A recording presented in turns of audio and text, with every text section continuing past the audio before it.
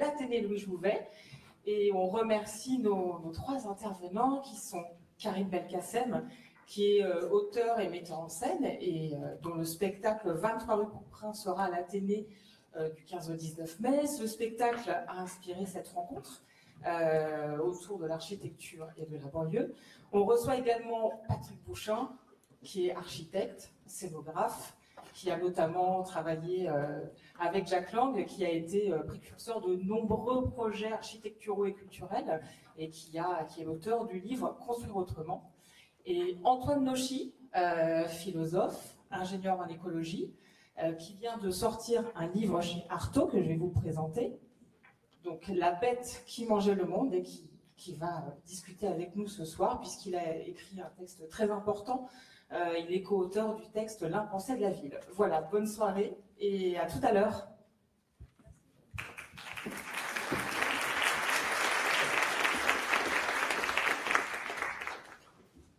D'abord, bonsoir à tous.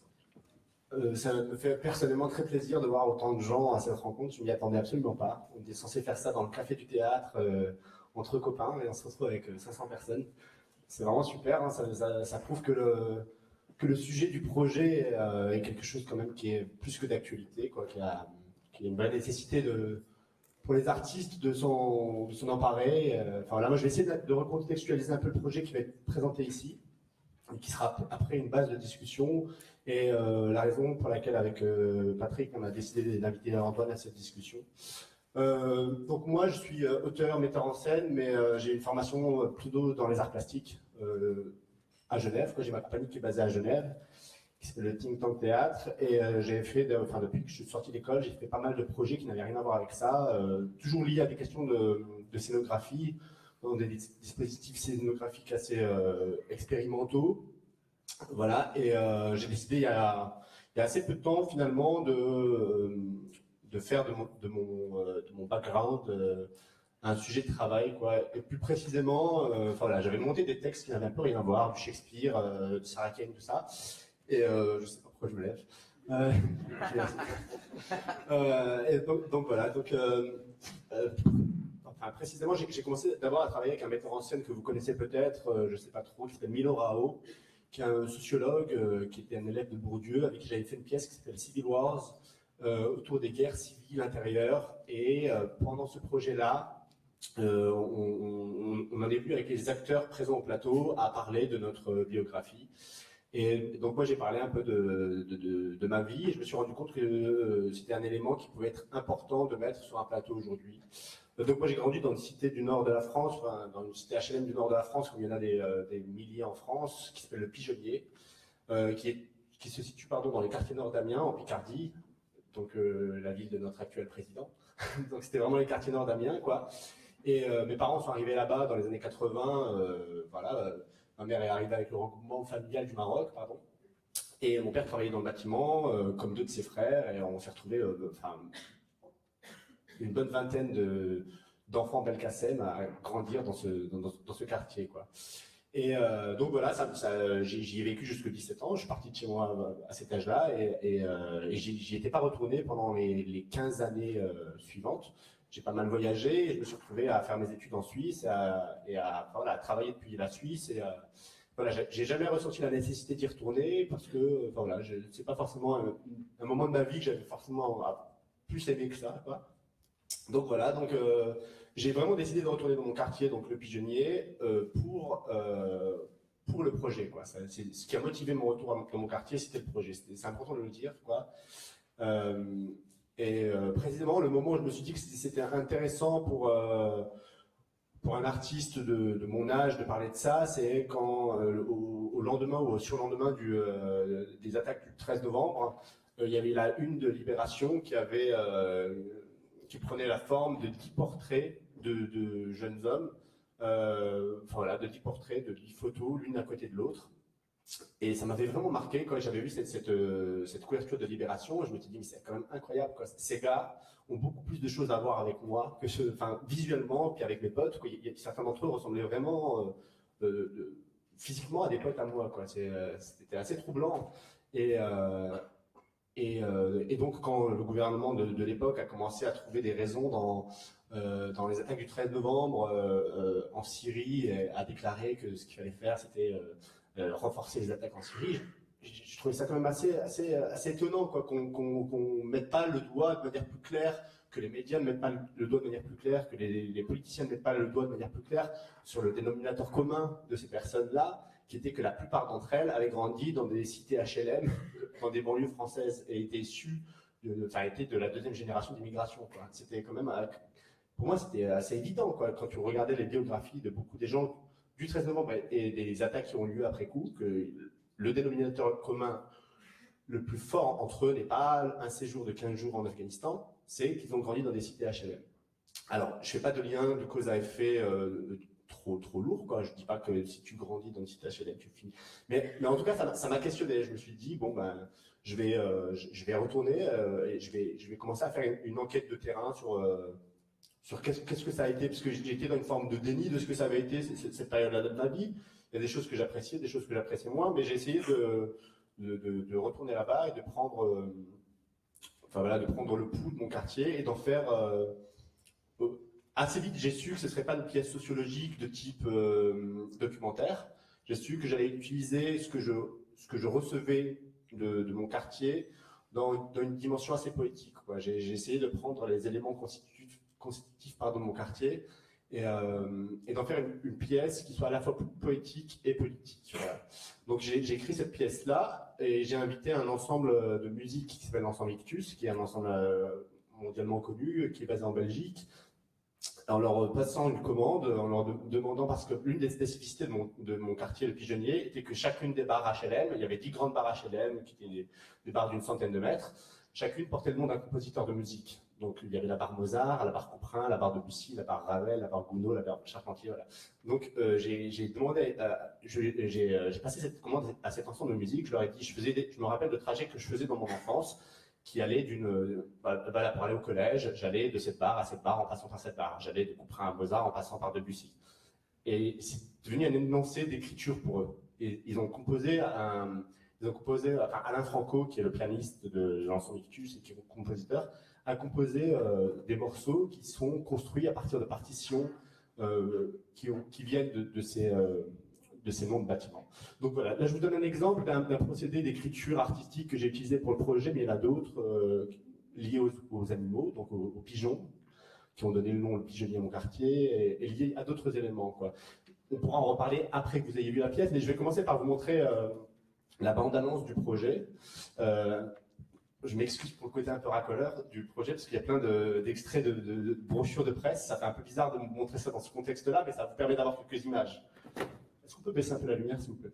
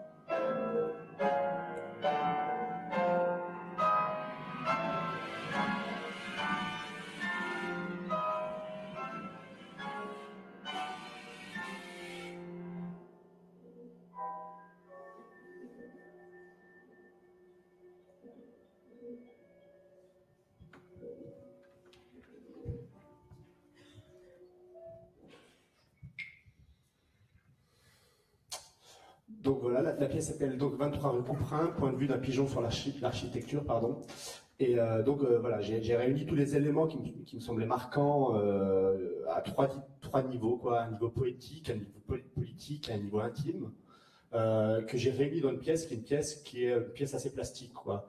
La présence des oiseaux dans le projet et même le regard que j'ai sur mon quartier, comme le nom l'indique, point de vue d'un pigeon sur l'architecture, c'était de se poser des questions de manière assez naïve, dans une forme de naïveté philosophique, des éléments constitutifs de mon quartier, quoi. Le nom des bâtiments, leur forme, leur format. Je ne sais pas si vous l'avez remarqué sur le petit extrait vidéo, mais la scénographie du projet et la reconstitution à l'échelle de mon quartier d'enfance avec des caplas. Donc c'est une scénographie assez folle pour le théâtre, parce que ça demande de remonter les caplas chaque jour. Et c'est vraiment 17 000 bouts de caplas, quoi. Mais c'était une façon de questionner la fragilité de l'architecture. Voilà.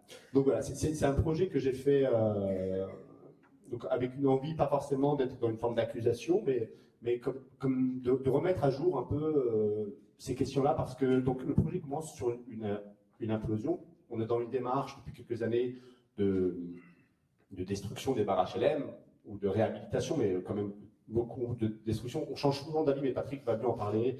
Le gouvernement, les gouvernements successifs changent d'avis souvent sur qu'est-ce qu'on doit faire des banlieues, quoi. Et moi-même, j'ai pas de réponse claire sur la question, mais on en parlera tout à l'heure pendant le débat. Mais le projet que j'ai proposé commence sur la destruction d'une barre HLM au plateau. Enfin, l'élément symbolique, la violence symbolique de la destruction d'une barre HLM de 900, dans lesquelles 900 personnes ont vécu. Donc, de dire qu'est-ce que c'est que de détruire une barre HLM pour des familles issues d'immigration qui n'ont de relation à la France qu'à travers cette barre HLM. C'est le cas de ma famille, par exemple, ou alors d'autres familles des gens qui sont arrivés, qui ont vécu 40 ans dans le même bâtiment, et à un moment, ils assistent. On a rencontré des gens qui ont assisté à la démolition de leur barre, quoi. Qu'est-ce que ça construit exactement comme relation à son paysage, quoi, à ses habitudes, tout ça. Donc voilà, donc là je vous ai un peu présenté mon projet, on pourra en plus en parler tout à l'heure avec la session de questions-réponses, et je vais passer le micro à Patrick pour rebondir autour de ça. Non, en effet, c'est assez particulier de parler de la banlieue au théâtre de l'Athénée et avec un metteur en scène, enfin avec un scénographe ou un plasticien, quoi.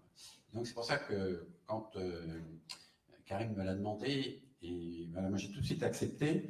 Et comme je pense qu'il y a aussi une vision erronée de la banlieue, de penser qu'elle n'est que le lieu d'habitation de l'immigration.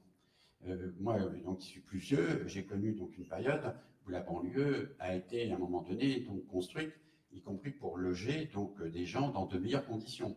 Il y a des gens de centre-ville, dans des villes moyennes en France, qui ont quitté le centre-ville pour aller habiter la périphérie, au prétexte que voilà, les conditions d'habitation étaient meilleures, l'air, la nature, le commerce, l'automobile et autres. Donc il y a eu une population avant l'arrivée massive, ensuite des travailleurs donc immigrés ou des gens qui étaient dans de mauvaises conditions dans les bidonvilles.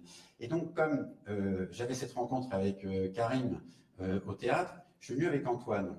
Voilà, parce que, pourquoi Antoine est là? C'est moi qui ai amené, et je le fais toujours un peu comme ça, c'est-à-dire que j'amène un élément, pas perturbateur, mais j'amène un élément correcteur, ou éventuellement une voix discordante, ou une voix inattendue, quand on pense qu'on a bien construit les choses. Et Antoine, donc, que je connais depuis son adolescence, a habité la banlieue parce que ses parents, et son père particulièrement, qui était donc un médecin militant, avait donc décidé d'ouvrir un centre de santé à Gennevilliers.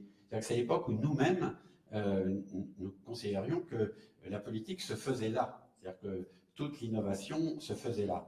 Et donc, le père d'Antoine, Patrick, a habité donc Gennevilliers avec donc son fils et sa femme, et en même temps, il y a tenu une activité positive, c'est-à-dire de faire venir donc des médecins qui s'installent avec un centre de santé sociale à Gennevilliers.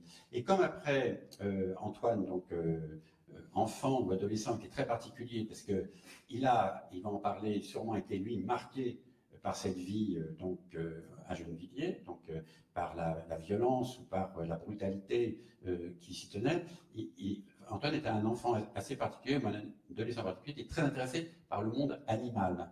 Et il parlait très peu, il passait sa vie à regarder si un animal allait arriver. C'est-à-dire qu'on pouvait passer des vacances ensemble, il pouvait attendre des heures, des nuits entières pour voir si un animal ou si quelque chose changeait dans le paysage. Et donc j'ai proposé à Karim que ce soir on soit 3. Voilà, donc c'est comme moi je suis pour qu'on se rencontre. Voilà, ce soir peut-être qu'on sera plus, parce qu'on va peut-être se faire amis entre nous, et c'est de dire que si on se rencontre, c'est pour qu'on s'échange et qu'éventuellement on se réunisse et qu'éventuellement les choses se perturbent.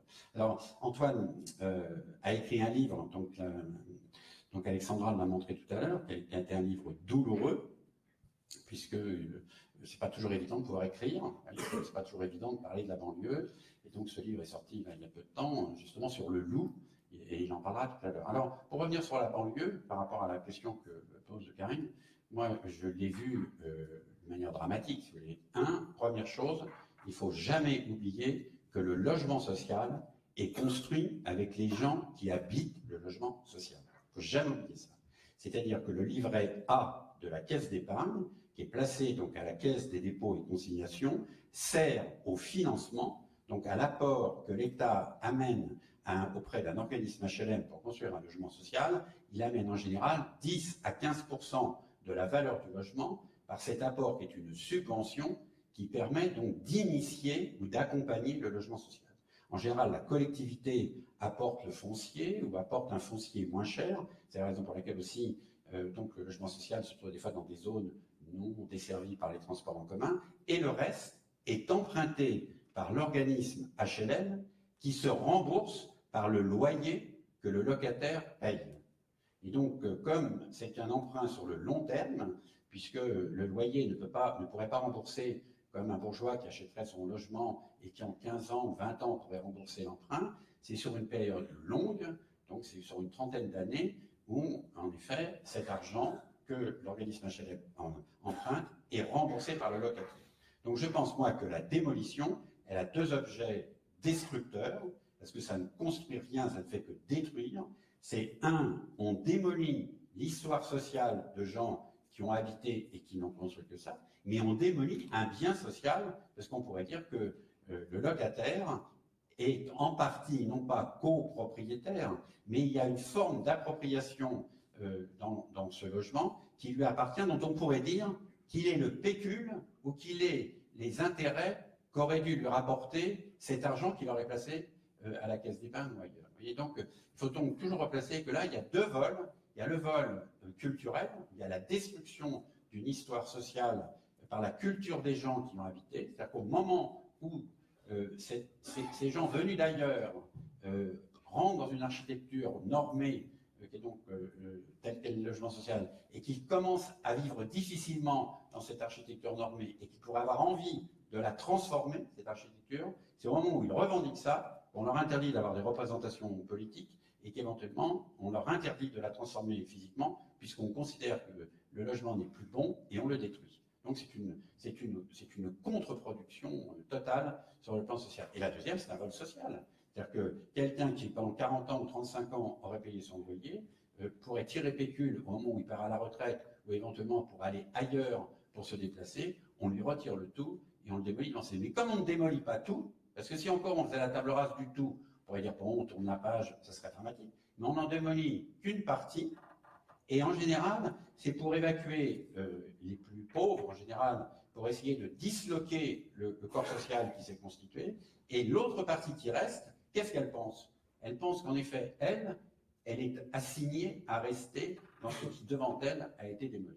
Bon, moi, je pense qu'on vit là une époque qui est une époque complètement folle, parce que dans le même temps, on tient un discours sur l'écologie, l'économie de matière, le développement de l'entre-soi, enfin du vivre ensemble, et ainsi de suite, et en fin de compte, on ne fait que détruire sans cesse et de la matière, et de la pensée, et donc on détruit des hommes, et éventuellement on détruit le monde. Voilà, on prépare la destruction du monde. Donc je pense qu'on n'aura sûrement pas ce soir le temps d'aborder tous ces sujets, et c'est un sujet qui est peu traité. Vous voyez, et même là, je ne sais pas si vous avez suivi, mais suivez-le, parce qu'il y a une nouvelle réforme, une nouvelle loi que le gouvernement va mettre en place, qui est une loi qui va déréglementer le logement social, qui va donc dire on va vendre du logement social, donc ça serait un peu pour répondre à ce que je viens de dire, mais on va donc vendre une deuxième fois, c'est-à-dire qu'après l'avoir vendu par le loyer, on va vendre du logement social à une foncière qui va l'acheter et donc à l'office HLM, qui après va le mettre en vente, qui va redonner de l'argent à l'office HLM, qui lui-même, par cette loi, va avoir le droit de donner à du privé la construction du logement social qui sera géré par le public. C'est dans un monde de fous, parce que ça sera pire que la situation dans laquelle nous nous trouvons aujourd'hui. Voilà. On va vers une situation, des fois on en parle avec Antoine, alors il va plus loin que moi, il me dit Patrick, il te reste 2 ans à vivre, c'est pas parce que je vais avoir un infarctus, il me dit tu mourras par une destruction planétaire avant d'avoir ton 3e infarctus. Mais je veux dire, il faut qu'on prenne conscience de ça. Voilà. Et donc je pense que relier le théâtre, voyez, parce que c'est pas un truc d'artificiel et tout, relier la culture, relier la création, relier l'expérimentation artistique, relier le théâtre, relier le social et parler d'architecture, je pense que c'est pas courant. Voilà. Et c'est pour ça que ce soir, on est fait, comme le dit Karim, on voulait le faire dans le bar, et comme ça, à 30 ou 40 autour d'un verre, et parce qu'on trouvait que ce rapport scène-salle était un peu complexe, si vous voulez, et un peu prétentieux même. Et voilà, comme on a vu qu'il y avait 500 inscriptions, on est revenu dans le théâtre. Voilà. Alors on est content pour le nombre, on le regrette peut-être dans le rapport d'échange. Alors, je ne vais pas donner la parole à Antoine, mais peut-être un peu quand même, mais même sous ta forme la plus brutale, ou la plus... car quelquefois, tu ne cesses de me remettre d'aplomb, de manière... des fois, il vient à l'agence, et il crie tellement fort que tout le monde a peur, et alors je suis seul à prendre du plaisir à cette puissance, parce que je pense que ça demande de la puissance. Alors, comme vous voyez, il l'a aussi physiquement. Voilà. D'abord, moi, j'étais très heureux en banlieue. D'abord, j'avais une vie formidable. C'est-à-dire que c'est facile de passer du bon temps, de trouver des copains, de faire des choses qui ne sont pas prévues, parce que c'est pas forcément prévu pour s'amuser, donc c'est très vite dans l'imprévu. Premièrement. Puis deuxièmement, il y avait des ciels. Et dans les ciels, il y a des oiseaux. Donc moi, je regardais beaucoup les oiseaux, je m'intéresse à tout ce qui bouge. Donc je m'intéresse aux hommes quand ils bougent, mais à tout ce qui est à côté. Une des raisons pour ça, elle est assez simple, c'est que tous les éléments un petit peu problématiques, où il faut se positionner un petit peu de manière morale sur, pour dire vite fait, l'espèce de dégueulasserie du monde qui organise quelque chose à côté de ce qui se passe, qui est avec les gens, quelque chose à côté de ce qui se passe, qui sont dans le lieu où ça se passe, mais qui sont rien, et qui sont dans leur coin comme des oiseaux, racontés comme des oiseaux, des voleurs, des à côté. On s'amusait bien. Et cette position-là, je ne peux pas la tenir au sens où ça m'énerve, au sens où il y a des duretés. Donc moi, je suis parti sur une autre. Le lien qui me fait que je suis ici, c'est le pigeonnier. C'est un très beau mot. Les pigeons, c'est un truc très compliqué. Puis quand il y a du pigeon, il y a du faucon. Donc voilà, c'est pas un truc si simple. Et je vous dis pas ce qu'il peut y avoir avec les fientes de pigeons. Donc au bout d'un moment, il y a plein de choses qui peuvent se passer. C'est ces langues qui m'intéressent. Et l'autre angle qui m'intéresse, c'est le territoire. C'est-à-dire que le loup, il est pratique pour penser l'homme, parce que le loup, c'est une bande de copains qui fonctionnent sur un territoire, qui ont un comportement qui n'est pas un comportement défini, qui est un comportement qui va se produire par la réussite de ce comportement. Donc s'il est nul, ils vont faire un autre. Donc en un mot, il y a une dimension spontanée, une dimension créative, une dimension où l'impensé de la vie, et non pas de la ville pour le moment, mais l'impensé de la vie se réalise, voilà, se met en place par l'efficacité du fait que ça vaut le coup de le faire. Et puis le territoire, ils sont 5, et le territoire il fait 200 km². 200 km² pour 5, mais qu'est-ce qu'on fait dans un territoire, finalement? Quelles sont toutes les choses dont on a besoin pour que le territoire soit la garantie qu'on soit vraiment quelque chose qui soit soi-même, donc si on est un loup, et ainsi de suite. Donc moi, c'est ça qui m'intéresse. Donc qui m'intéresse, c'est comment, puisqu'on est obligé de vivre ensemble avec des choses dégueulasses, avec des gens dégueulasses, avec des gens tellement perdus sur le territoire qu'ils finissent par attaquer le monde, mais ça c'est pas c'est pas si original que ça, c'est terrible. Mais l'enjeu, c'est qu'est-ce qu'on peut faire sur ce territoire? Parce qu'un territoire, toujours le pouvoir te raconte que ici, ça va être les bleus, là, les verts. Je pense que là-haut, ça va être les jaunes. Et puis en bas, on va mettre... Non, mais tout ça, c'est des bêtises. Parce qu'un territoire, ça vit, les gens font ce qu'ils font, les animaux font ce qu'ils font, ils font pas ce que tu dis. Ils regardent ce que tu dis, ils regardent la violence de ce que tu dis, ils regardent comment détourner ce que tu dis pour faire ce qu'ils ont à faire. Donc les animaux, quand tu fermes la porte et que tu regardes le journal télévisé, ben, ils sont devant chez toi, ils sont partout. Et les hommes, c'est un peu pareil. Donc, moi, ce qui m'intéresse, c'est devant cette situation d'une extrême violence, devant cette situation où il y a des dérives terrifiantes, de la drogue au suicide, en passant par la bêtise généralisée, les oiseaux qui vont en Syrie et je sais pas quoi, ok. Mais qu'est-ce qui peut se passer d'intéressant? Quel est l'élément qui finalement nous raconte que, comme je l'ai commencé par le dire, moi j'étais vachement heureux en banlieue. Voilà. Au milieu de tout ce bordel, hein, de toutes ces choses. Hein. On avait des gens qui venaient d'arriver comment ça s'appelle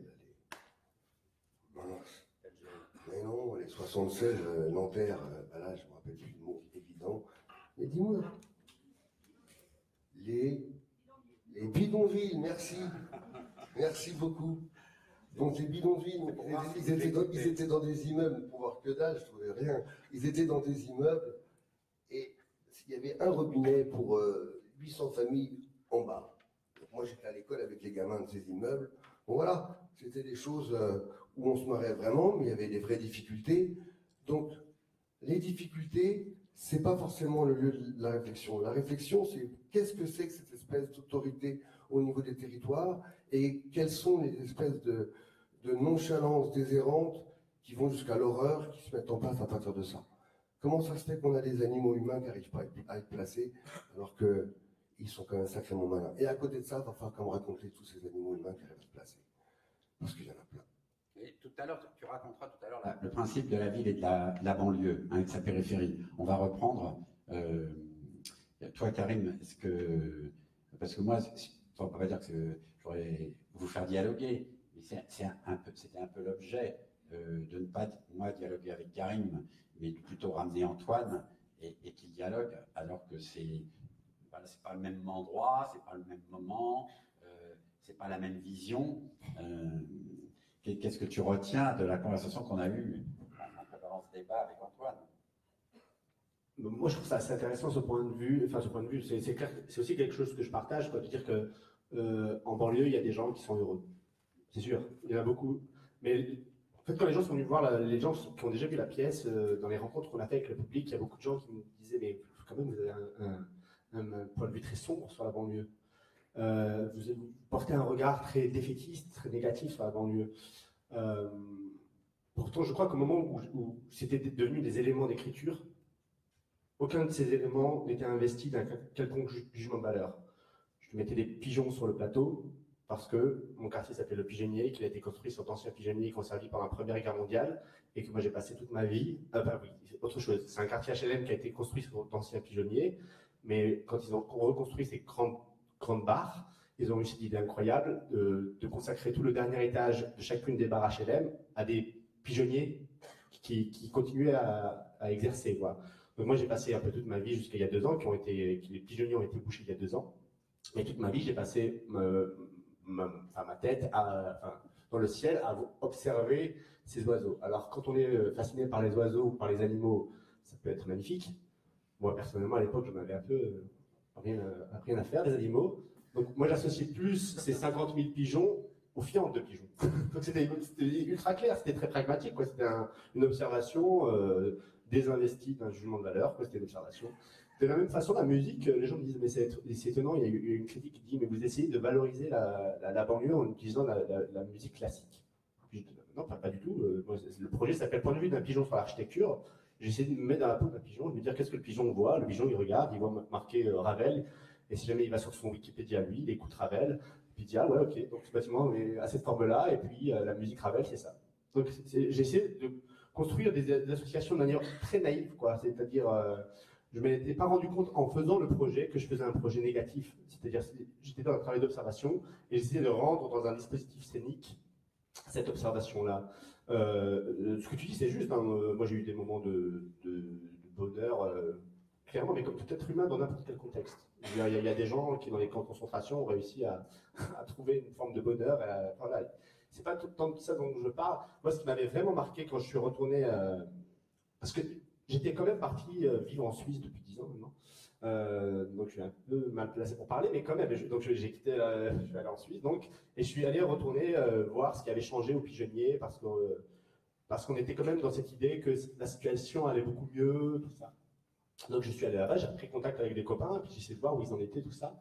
Et moi, ce qui m'avait vraiment troublé, c'était en octobre de l'année dernière, c'est que je reprenais contact avec des copains dont je savais qu'ils avaient eu le bac avec mention, qu'ils avaient eu plutôt des bons résultats, et qu'ils étaient chauffeurs Uber.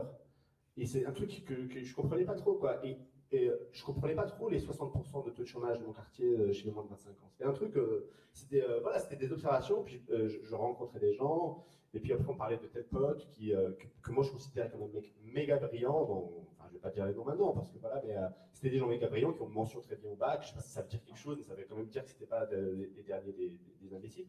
Et deux, trois d'entre eux, comme ça, j'arrivais pas trop à trouver trace d'eux, puis on me dit, ouais, bon, ils ont fait un petit séjour à l'hôpital psychiatrique, tout ça. Je dis, ah ouais, bon, l'hôpital psychiatrique. Après, je commence à remonter le filon, puis je me dis, ah ouais, c'est lié un peu à la drogue, puis c'est lié au trafic de drogue dans les quartiers nord. Et un bâtiment qui a disparu, justement, la destruction d'un énorme bâtiment qui s'appelait Brossolette, elle était liée parce que le gouvernement n'arrivait pas à gérer le trafic de drogue, et ils n'arrivaient pas à trouver une solution, donc ils ont rasé Brossolette. Et ils sont rien construit, et là il y a encore des barrières, j'essaie d'aller filmer là-bas, c'était un peu compliqué. Il y a une espèce de gros cratère comme ça qui est là depuis 8 ans, 9 ans, je sais pas, ça fait 8 ans que ça a été détruit ce bâtiment. Et donc voilà, moi c'était plus cette observation-là, j'observais un peu les faits, et puis j'essayais de trouver ouais, une résonance poétique à ça, pour marquer un peu les gens sur ça. Après, Gennevilliers, j'ai eu de la chance, parce que j'ai aussi, je t'ai déjà dit, j'ai vécu 1 an à Gennevilliers. Il y a vraiment plein de types de banlieues différentes. Moi, j'ai un peu plus de mal, par exemple, je veux dire, même en banlieue, même à Berlin, il y a des banlieues à Berlin, quoi. Je veux dire, il y a des gens, il y a des quartiers communautaires à Berlin, il y a des quartiers communautaires dans plein de quartiers. Mais il y a une situation très franco-française, je trouve, qui est une ville coupée en deux. Je crois qu'il y a aussi, on m'a donné des noms d'autres villes qui étaient construites comme ça, mais des villes construites en deux. Quand tu fais la différence entre Amiens Nord et Amiens Sud, c'est hallucinant, c'est incroyable pour tous les gens qui y sont allés, parce que c'était assez drôle d'ailleurs, parce que moi je racontais une histoire à mon équipe à Genève, tout ça, je leur disais putain, vous allez aller dans mon quartier, tout ça, et on arrive à la gare, et on commence à voir les ortillonnages, patrimoine de l'humanité, de monuments classés historiques, tout ça. Et le centre-ville avait été vraiment, la rue piétonne avait été repavée, c'était magnifique, quoi. Amiens, c'est magnifique. En plus, je les ai amenés, j'ai eu la mauvaise idée de les amener pendant l'été. Alors, ils ont tous dû se dire que j'avais rencontré pas mal de cracks. Et donc, après, on commence à prendre un bus et à aller à Amiens Nord. Et tu vois une différence qui est tellement incroyable dans le développement d'une ville, tu dis que ça ne peut pas ne pas être conscientisé. À un moment, c'est fou. Parce qu'il y a toujours des arguments. Par exemple, moi je posais la question, je connais bien maintenant le maire adjoint qui était un copain d'enfance, enfin voilà, et je lui dis mais c'est quand même incroyable, la façade de cette barre-là, pourquoi vous la refaites pas, qui est vraiment décrépite, tout ça, qui est vraiment dégueulasse, c'est vraiment assez moche comme bâtiment, et comme ils sont dans l'idée de détruire les bâtiments, bah, ils calculent le nombre d'années avant de les détruire, mais ils ne se disent pas que ils se sont dit en 2019 on va détruire, mais ils se sont dit ça en 2012, donc ils ont bon, on va peut-être pas refaire la façade alors qu'en 2019 on va détruire. Donc ils ont gardé les façades comme ça, et l'impact que ça a sur le quotidien des gens, c'est complètement hallucinant, parce que là, si par exemple, pour une question de jugement public, ils se disent, bon, ben, finalement, on va repousser à 2025 la destruction, je suis même pas sûr qu'ils reviennent sur l'idée de refaire la façade. Et c'est que cette espèce de processus, de cercle vicieux que ça crée, et c'est un peu ça, moi, qui me marque, c'est la différence entre l'évolution de certaines villes françaises, souvent partagé par une route, partagé par quelque chose de très clair. Amiens, c'est très clair, quoi. C'est partagé par une route. Il y a le centre, il y a le sud d'Amiens avec des pavillons, des amiénoises, au bord de l'eau, les ortillonnages, jardin sur l'eau, tout ça. Et tu avances, tu prends un bus, tu roules 20 minutes et tu arrives dans le nord, qui sont des grandes barres. Alors évidemment, moi j'ai rencontré plein de gens, des acteurs sociaux qui essayent de faire un travail. Il n'y a pas de solution, hein. Honnêtement, peut-être Patrick en a eu, mais Moi, par exemple, quand je suis arrivé là-bas, je me dis évidemment, il faut raser tout ce quartier. C'est incroyable. On peut pas, il faut raser maintenant. Mais il n'y a pas de solution parce que quand tu rases, tu construis des pavillons de 2 étages, mais pour loger autant de gens quand contenait un bâtiment de 13 étages, eh ben, ça éloigne encore plus les gens du centre-ville. Donc, évidemment, les gens ne vont pas accepter de payer 70 € de plus, parce que 70 € de plus par mois, c'est beaucoup. Donc, ils vont choisir le logement le plus excentré qui sera à peu près au même prix que ce qu'eux payaient dans la barre HLM. Donc, voilà, moi, je suis reparti de là-bas en me disant la gestion, tout ce qui était politique de la ville. Et tu as raison, il y a une grande différence entre politique publique et un processus. Une politique publique, c'est un procédé. On a une idée, puis on dit ça va être comme ça. Après, il y a le processus naturel qui fait que l'être humain serait mais je vais prendre la suite là, parce qu'il faut replacer. Parce qu'en effet, si vous voulez, ce qui est très particulier, alors c'est pas que particulier à la France, mais il y a une forme particulière en France. D'abord, il faut rappeler que en 1954, donc, on décide de créer un organisme central qui va rattraper tout le retard des logements qui ont été détruits pendant la guerre et des logements qui n'ont pas été rénovés avant la guerre, puisque la France avait du retard au niveau de son logement ouvrier. Et donc on décide de construire massivement et on ne se pose aucune autre question que la quantité. Et donc voilà, c'est la Caisse des dépôts au niveau d'un organisme donc, créé par François Bloclinet qui décide de construire massivement. Mais comment peut-on imaginer, si vous voulez, qu'un propriétaire qui a des dizaines de milliers de logements, parce que ce sont des offices HLM, comment un propriétaire qui a des dizaines de milliers de logements peut-il connaître ses locataires, ou ses habitants? Et comment peut-on imaginer qu'un même modèle d'architecture entre Lille, Paris et Marseille puisse être voilà, habitable? Le climat n'est pas le même, la vue n'est pas la même, les modes de vie ne sont pas les mêmes et tout. Donc déjà là, il y a un problème. Et quand on commence à se rendre compte que le modèle ne marche pas, c'est dans les années 70, moi j'étais en plein à ce moment-là, quand on s'aperçoit que le modèle ne marche pas, au lieu de le faire rentrer dans le droit commun et de dire, et je pense qu'Antoine va l'expliquer après, cette partie de la ville nouvelle que l'on a créée, qui est en dehors de la ville, comme vient de le décrire Karine, au lieu de dire on la fait rentrer dans le droit commun et elle participe au rayonnement de la ville-centre, ou éventuellement cette ville satellite se complète de la ville-centre, on ne fait que de renforcer des mesures d'exception. C'est-à-dire qu'on mène chaque fois une politique orientée sur comment changer le logement social. Mais la pire des choses, et c'est la première, si vous voulez, qui fout tout en l'air, c'est qu'on vous attribue votre logement et que vous ne choisissez pas votre logement. Vous pouvez en effet avoir envie d'habiter un logement social, être sur une liste, mais la moindre des choses serait de dire que, voilà, entre ce qu'on propose, l'orientation, la vue, l'étage et ainsi de suite, ou éventuellement ma famille, mes amis et tout, je me regroupe. C'est pas un regroupement communautaire, familial et autres, et c'est la moindre des choses, éventuellement, de choisir là où on habite. On vous assigne, on vous dit que vous serez à tel endroit, et comme vous avez du mal à avoir votre logement, vous ne le quittez pas. Mais comme vous n'avez pas le droit de le transformer, parce que si vous le transformez, vous serez pénalisé, donc vous n'avez pas le droit de vous l'approprier. Et après, on mène donc des politiques en disant que puisque on a besoin de nouveaux logements sociaux, en fin de compte, on essaye de faire sortir tous ceux qui ont eu au début des logements sociaux et qui ont accédé, disons, dans l'échelle sociale à un niveau supérieur, plutôt que de les garder, comme moi ce que j'ai proposé pendant très longtemps, comme non pas comme un modèle, mais comme une diversité s'installant à l'intérieur d'une première pauvreté qui s'est mise à l'intérieur de ça, on exclut le premier qui se sort un peu, voilà, qui sort un peu la tête des difficultés, et on le met dehors, soit par un système invraisemblable qui est le surloyer, en disant, puisque ton salaire augmente et tes revenus augmentent, on te pénalise par un surloyer. Alors que moi j'ai fait des expériences plutôt de garder ces gens-là comme modèle ou éventuellement comme ayant une tâche à effectuer dans la cité ou dans leur quartier, puisqu'ils ont les moyens, le soutien scolaire ou les travaux à domicile, ainsi de suite, ils ont envie de faire ça. Donc, au contraire, on exclut cette personne et on ne fait que renforcer donc sans cesse la pauvreté,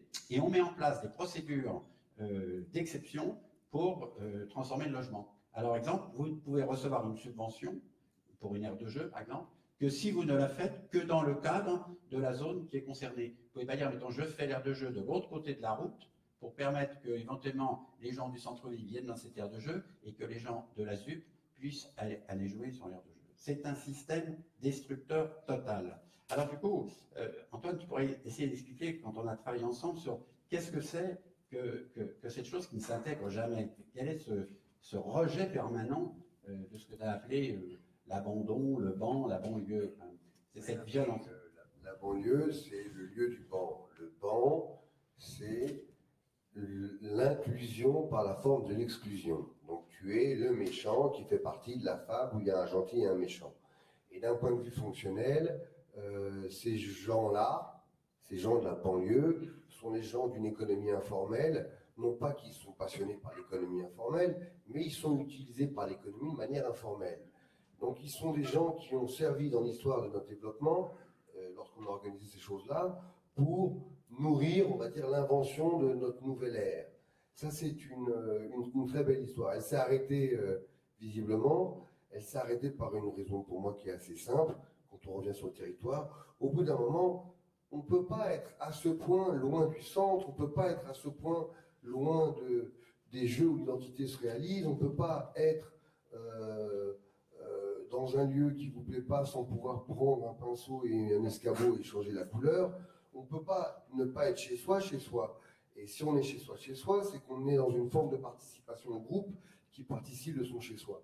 Et si le chez soi, c'est le lieu de l'exclusion et le lieu de la fragilité, parce que tu ne peux pas déterminer, comme le modèle du groupe le pose, une stabilité et territoriale, et dans tes choix, et dans ta manière de moduler ton identité, et dans ta manière de participer au centre, il y a un souci, il y a un petit souci. Donc ce souci, il est, on va dire, structurel d'une manière de progresser. C'était lié à l'industrie, et pas une économie des services. Donc c'était lié à une autre ville. Et donc on a quelque chose qui bloque pour moi. Et j'ai fait exprès de ne pas trop rentrer dans la rancœur, parce que le jeu, pour moi, il est posé dans le discours par mes deux amis. Et moi, ce qui m'intéresse de raconter, c'est la dimension procédurale. Alors, dans la dimension procédurale, d'accord, il faut quand même imaginer comment le monde est organisé quand on parle de démocratie. Quand on parle de démocratie chez les Grecs, il y a trois mondes. Il y a le monde de la cité, avec l'agora, où on se rassemble, où on peut être, justement, ce peuple en acte de décision politique et de partage des décisions et des problèmes. Donc on peut être effectivement là où on est. Après, il y a la rurae, il y a le monde du rural, le monde de la production artificielle de notre nourriture. Il y a un souci, il y a toujours une discussion entre la cité et la rurae, c'est que la cité, elle ne produit rien, mis à part des idées et des modes d'organisation du territoire. La rurae, elle produit la nourriture de la cité. Et puis derrière, il y avait un autre truc qui s'appelait la sylvae, qui est le monde de la forêt.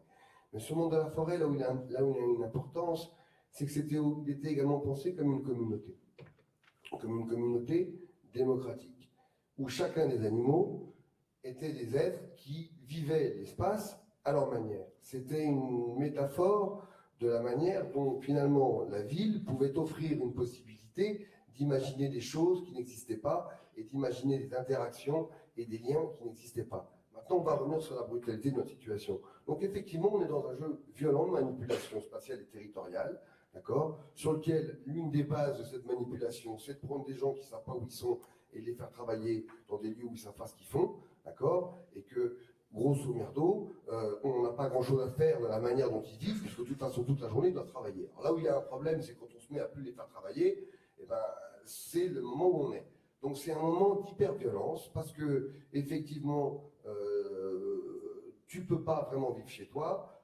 Dès que tu essayes de vivre chez toi et de croire que tu es chez toi, ben, on commence à te raconter que, ben, comme le racontait Patrick, quand on gagne de l'argent comme ça, quand on est à ce point posé comme ça, dans un lieu où le système est finalement d'avoir que des gens qui sont inquiets, et c'est l'une des raisons de leur malléabilité sociale et professionnelle, d'accord, qui viennent de Bretagne, des Cévennes, ou de la classe, c'est pareil, ils sont tout autant perdus. Parce qu'un homme, ça fonctionne quand même sur un territoire. Ce territoire, il est une dimension symbolique, mais une dimension participative. Donc, être là pour ne pas être là et utiliser tes bras pour espérer participer à ce que tu construis, c'est quelque chose d'assez difficile quand ça commence à pas rapporter assez d'argent pour que finalement tu t'y retrouves.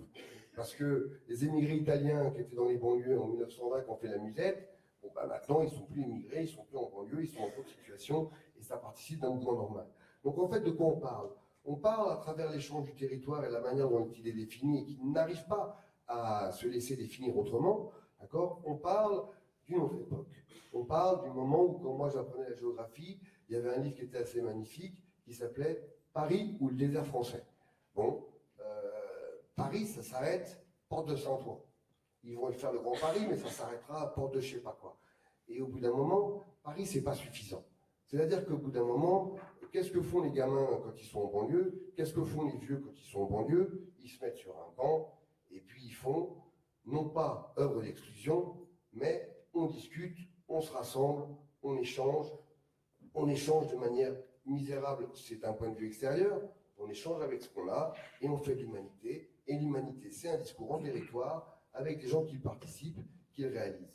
Donc on est dans quelque chose qui est un petit peu paradoxalement une aporie, pour moi, c'est-à-dire qu'on n'arrive plus, alors qu'on est majoritairement urbain, on n'arrive plus à imaginer qu'est-ce que c'est qu'une ville. Une ville, c'est forcément, et c'est là où on peut rejoindre les problèmes écologiques, nourrie par des choses qui ne sont pas en ville, d'accord, que ça soit au niveau de l'oxygène, de la nourriture, des rêves et autres figures de l'existence, donc du mouvement. Donc une ville, ça ne peut pas être une espèce de truc où il se passe quelque chose à Notre-Dame, et puis partout, il ne se passe rien du tout, et dès que tu t'agites, tu te prends une trompe.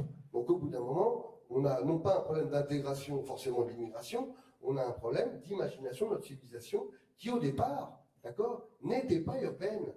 Le pouvoir était en ville, il y avait les ozos qui arrivaient de je ne sais où, de Babelwed ou de l'étranger ou de la campagne d'à côté, qui pour des raisons existentielles avaient peut-être un intérêt à aller là, et ceci était une dynamique. Mais maintenant, la majorité des gens sont en ville. Donc la chose doit se penser totalement autrement. Et on n'arrive pas à la penser autrement, a priori. Et en même temps, elle se pense autrement. C'est-à-dire que ces gens, moi c'est une chose qui me plaît beaucoup, c'est-à-dire qu'effectivement, la ville c'est le lieu de l'existence culturelle. La banlieue c'est le lieu du banc. Donc c'est des gens qui sont en sous-culture, qui n'ont pas accès à la culture, mais à l'existence dans le schéma de la culture et dans la dynamique pour créer de la culture, des éléments de partage, de la transmission de notre identité. Mais les aborigènes, quand ils sont arrivés en Australie, il y a 60 000 ans, 40 000 ans, ils étaient à peine 2000 en tout, sur une dizaine de milliers d'années. Donc ils étaient quand même très très proches les uns des autres. Ils étaient dans un vrai danger de consanguinité. Donc ils étaient dans ce danger de consanguinité. Si on veut faire une analogie avec la banlieue, on est en consanguinité, là, en ce moment. C'est difficile d'exister. C'est difficile d'exister sans avoir l'impression de trahir qui que ce soit. C'est difficile de créer, parce que la majorité de ton temps, tu passes ton temps à résister, à te bastonner pour essayer de formuler. Donc, ils sont arrivés dans un jeu où ils étaient perdus. Ils étaient consanguins, il n'y avait rien à manger, ils ne connaissaient pas l'écosystème, donc ils ont fait leur petite vie et par truchement, finalement, ils se sont retrouvés bien consanguins, éloignés les uns des autres par petits groupes. Puis au bout d'un moment, éloignés les uns des autres par petits groupes consanguins, eh ben, ils ont développé suffisamment de différences pour ne plus être consanguins. Voilà. Donc là, on est dans quelque chose qui est...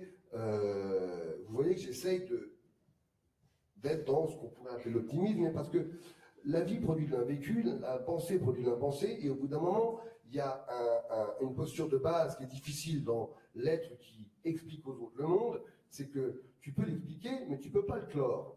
Et sur des sujets aussi graves que le partage des territoires, avec des dérives aussi dangereuses que les explosions collectives de tout ce que tu veux, moi, ton immeuble, la brosselette, est-ce que tu as regardé ce qui se passe dans le trou comme bestiole? Est-ce que tu as regardé ce qui se passe dans le trou comme mouvement de chauve-souris autour? Est-ce que tu as regardé ce qui s'y passe? Parce que moi, c'est la première chose que je ferais. Donc, j'en ferai un musée de qu'est-ce qui va s'y passer, pour le coup, dans l'affaire. Mais ce que je veux te dire par là, c'est que on est pris dans la désuétude d'une manière d'organiser l'espace. On est pris dans la désuétude de la manière de parler de cette organisation de l'espace et des critères pour raconter la réussite. En même temps, je ne veux pas être méchant, mais on parle de ce lieu comme d'un lieu d'exception, comme d'un lieu d'exclusion, comme d'un... Mais 70% des Français y vivent en banlieue.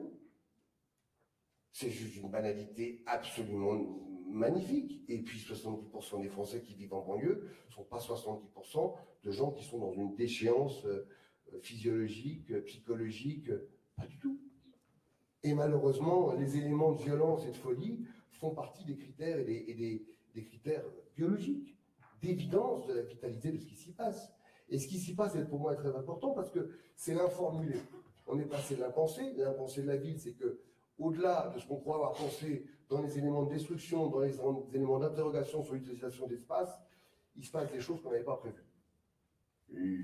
Au niveau des plantes, au niveau des activités humaines, au niveau des inventions, même dans les propositions qu'on peut avoir avec les pouvoirs publics. Donc il s'y passe des choses. Il s'y passe des choses qui sont innommables parce qu'elles sont tellement marginales, elles sont tellement pas dans la manière qu'on a de raconter l'inquiétude qu'on a de cet espace qu'on a posé à côté de nous, qui finalement est un espace plus important que le centre, que ça se raconte pas. Mais ça se passe. La vie, ça se passe sans se raconter. Il faut aussi l'accepter. Il faut aussi l'accepter et accepter aussi, c'est pour ça qu'il faut accepter quand je dis à Patrick, oh là là, dans 2 ans, n'attends pas ton infarctus, tu seras mort.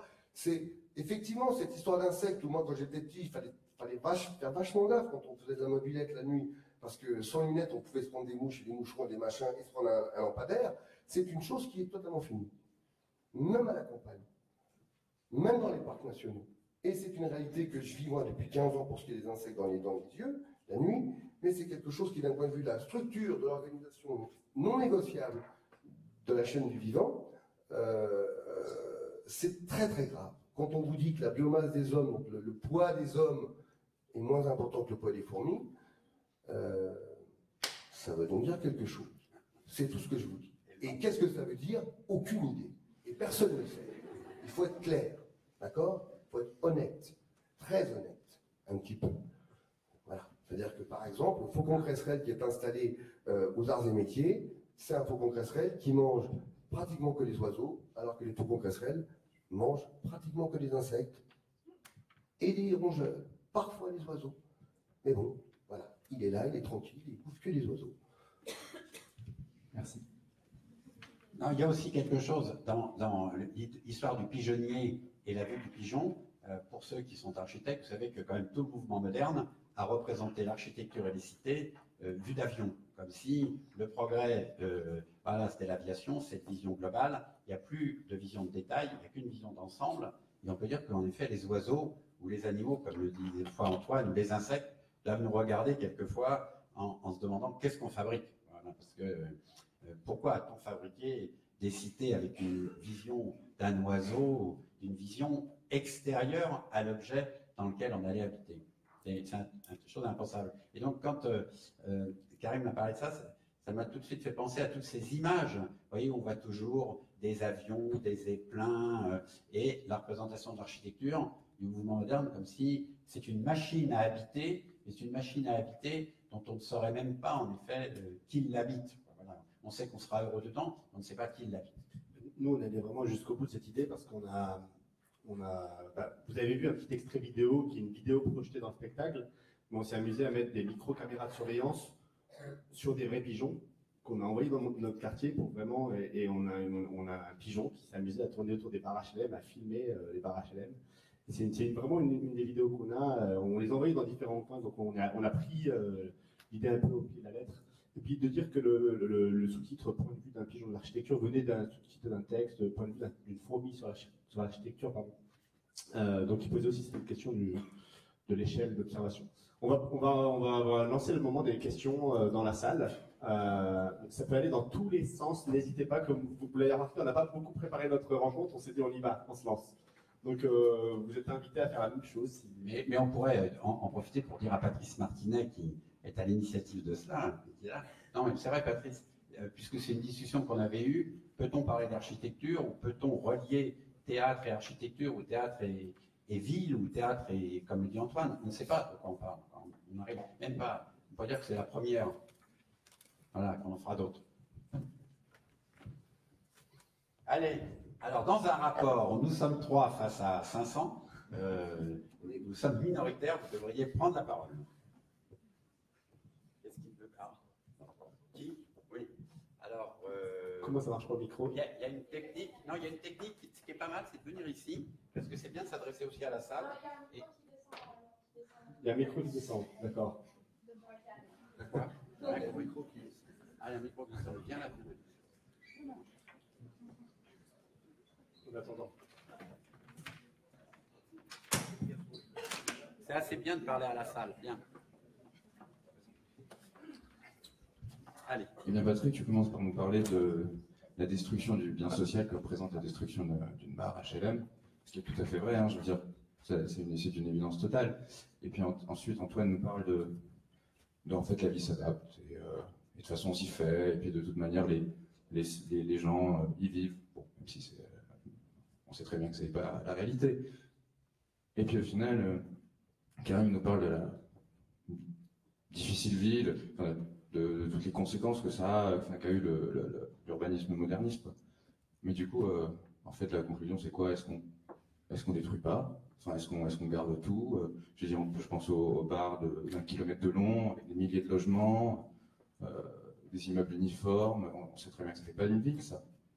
Et pourtant, détruire, c'est pire que garder.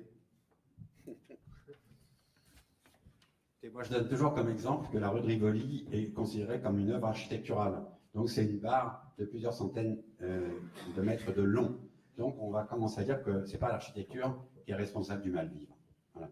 C'est peut-être la façon dont la ville est gérée qui est responsable du mal-vivre, et c'est peut-être la façon dont, un petit peu ce qu'Antoine a proposé, laissons l'homme prendre possession de son territoire. Il n'y a pas de prise de possession du territoire. Voilà. Et par rapport aux trous, parce que moi j'ai vécu beaucoup d'opérations, où en effet on a démoli, quelquefois on a fait un trou, comme pour la barre Brossolette, et quelquefois on a détruit et on a remis presque le terrain dans son état d'origine. C'était des champs et on a remis le terrain d'origine. Donc on a fait des expériences de remettre de la culture là où en fin de compte on avait construit. Ce qui n'est pas autorisé, vous voyez, de dire en fin de compte est-ce qu'on peut recultiver à l'intérieur de ce grand espace. On parle de, vous voyez, je sais pas, de fermes urbaines ou de fermes sur le toit des immeubles, vous voyez, ou dans le Grand Paris, on parle de quelques dizaines de milliers de mètres carrés de terre sur les toits. Quand on sait qu'un agriculteur, comme son exploitation est déjà coupée par une route, ça pose un problème, on pourrait avoir en effet des grands territoires, qui sont ces grands territoires lâches de la banlieue, qui pourraient être des territoires livrés à peut-être ce que dont parlait tout à l'heure Antoine. Peut-être que ces endroits peuvent produire de la richesse et y compris alimenter la ville. Moi je pense qu'on n'a pas, ça serait de te répondre rapidement, mais c'est plus de liberté. Voilà. C'est en fin de compte de considérer qu'on est dans un État organisé, une société quand même qui a de quoi faire les choses, qui a les moyens, qui a l'argent, on a des gens formés, et peut-être que ce qui n'est pas fait, c'est l'expérimentation, ou disons le caractère expérimental de la démocratie. Et c'est de redonner confiance et de redonner la liberté de faire. Nous, on a donné la liberté de faire à des gens de réparer leur logement qui allait être détruit, dont le coût par logement détruit était de 35 000 €, de donner 35 000 € aux gens qui habitent une tour abîmée pour transformer, pas eux-mêmes, mais organiser la transformation avec l'argent de la démolition. Et non pas démolir pour après reconstruire. Et ça, peut-être que voilà, c'est habitable. Une usine n'était pas faite pour être habitée. Qui sont les premières personnes qui ont habité des usines? Ce sont en effet des gens peut-être plus développés ou peut-être des artistes et autres. Donc on peut habiter quelque chose qui est inhabitable si cette habitabilité se fait par une appropriation libre de celui qui a décidé d'habiter ce qui était inhabitable. Il faut-il encore qu'il le transforme lui-même. Voilà. Et comme là on a de l'argent public pour détruire, on peut dire que cet argent devrait être un argent pour réparer, et cet argent pour réparer devrait être un moment de l'expérimentation d'une ville qui serait faite, non pas, vous voyez, au sens où on dit par ses habitants autoconstruits, mais par les gens qui y vivent, tout simplement. C'est pas un truc de castor, de co-constructeur, de bricoleur, et ainsi de suite. C'est simplement avoir la liberté de changer le cadre dans lequel nous vivons. C'est un truc simple. Et donc, quand Antoine dit 70% des gens habitent en effet à la périphérie, c'est vrai. Il a dit 70% des gens habitent la banlieue. Je n'étais pas très d'accord avec lui, parce que de quelle banlieue on parle? On parle pas d'une banlieue juste géographique. Non, mais si on exclut tous les centres-villes historiques. Oui, mais non, voilà. Et qu'on moi, considère je parlais plus d'une banlieue sociologique, voilà, plutôt qu'une banlieue géographique. Et c'est pas vraiment la même chose. C'est sûr que 70% des gens ne vivent pas en centre-ville. Oui, mais moi j'ai fait des expériences. Mettons, quand j'ai pris la direction d'un service à la ville de Blois, on dit tout le temps la banlieue, elle est toujours du mauvais côté de l'industrie, du machin, elle a les vents qui emmènent des fumées polluantes, ainsi de suite et tout. À Blois, donc, qui a été dirigé par un ministre de l'équipement, Pierre Sudreau, il a fait que la ZUP de Blois soit à l'est à l'ouest, pardon, de Blois et s'installe le long des allées François Ier, qui étaient en fin de compte des allées que le roi utilisait pour aller à la chasse.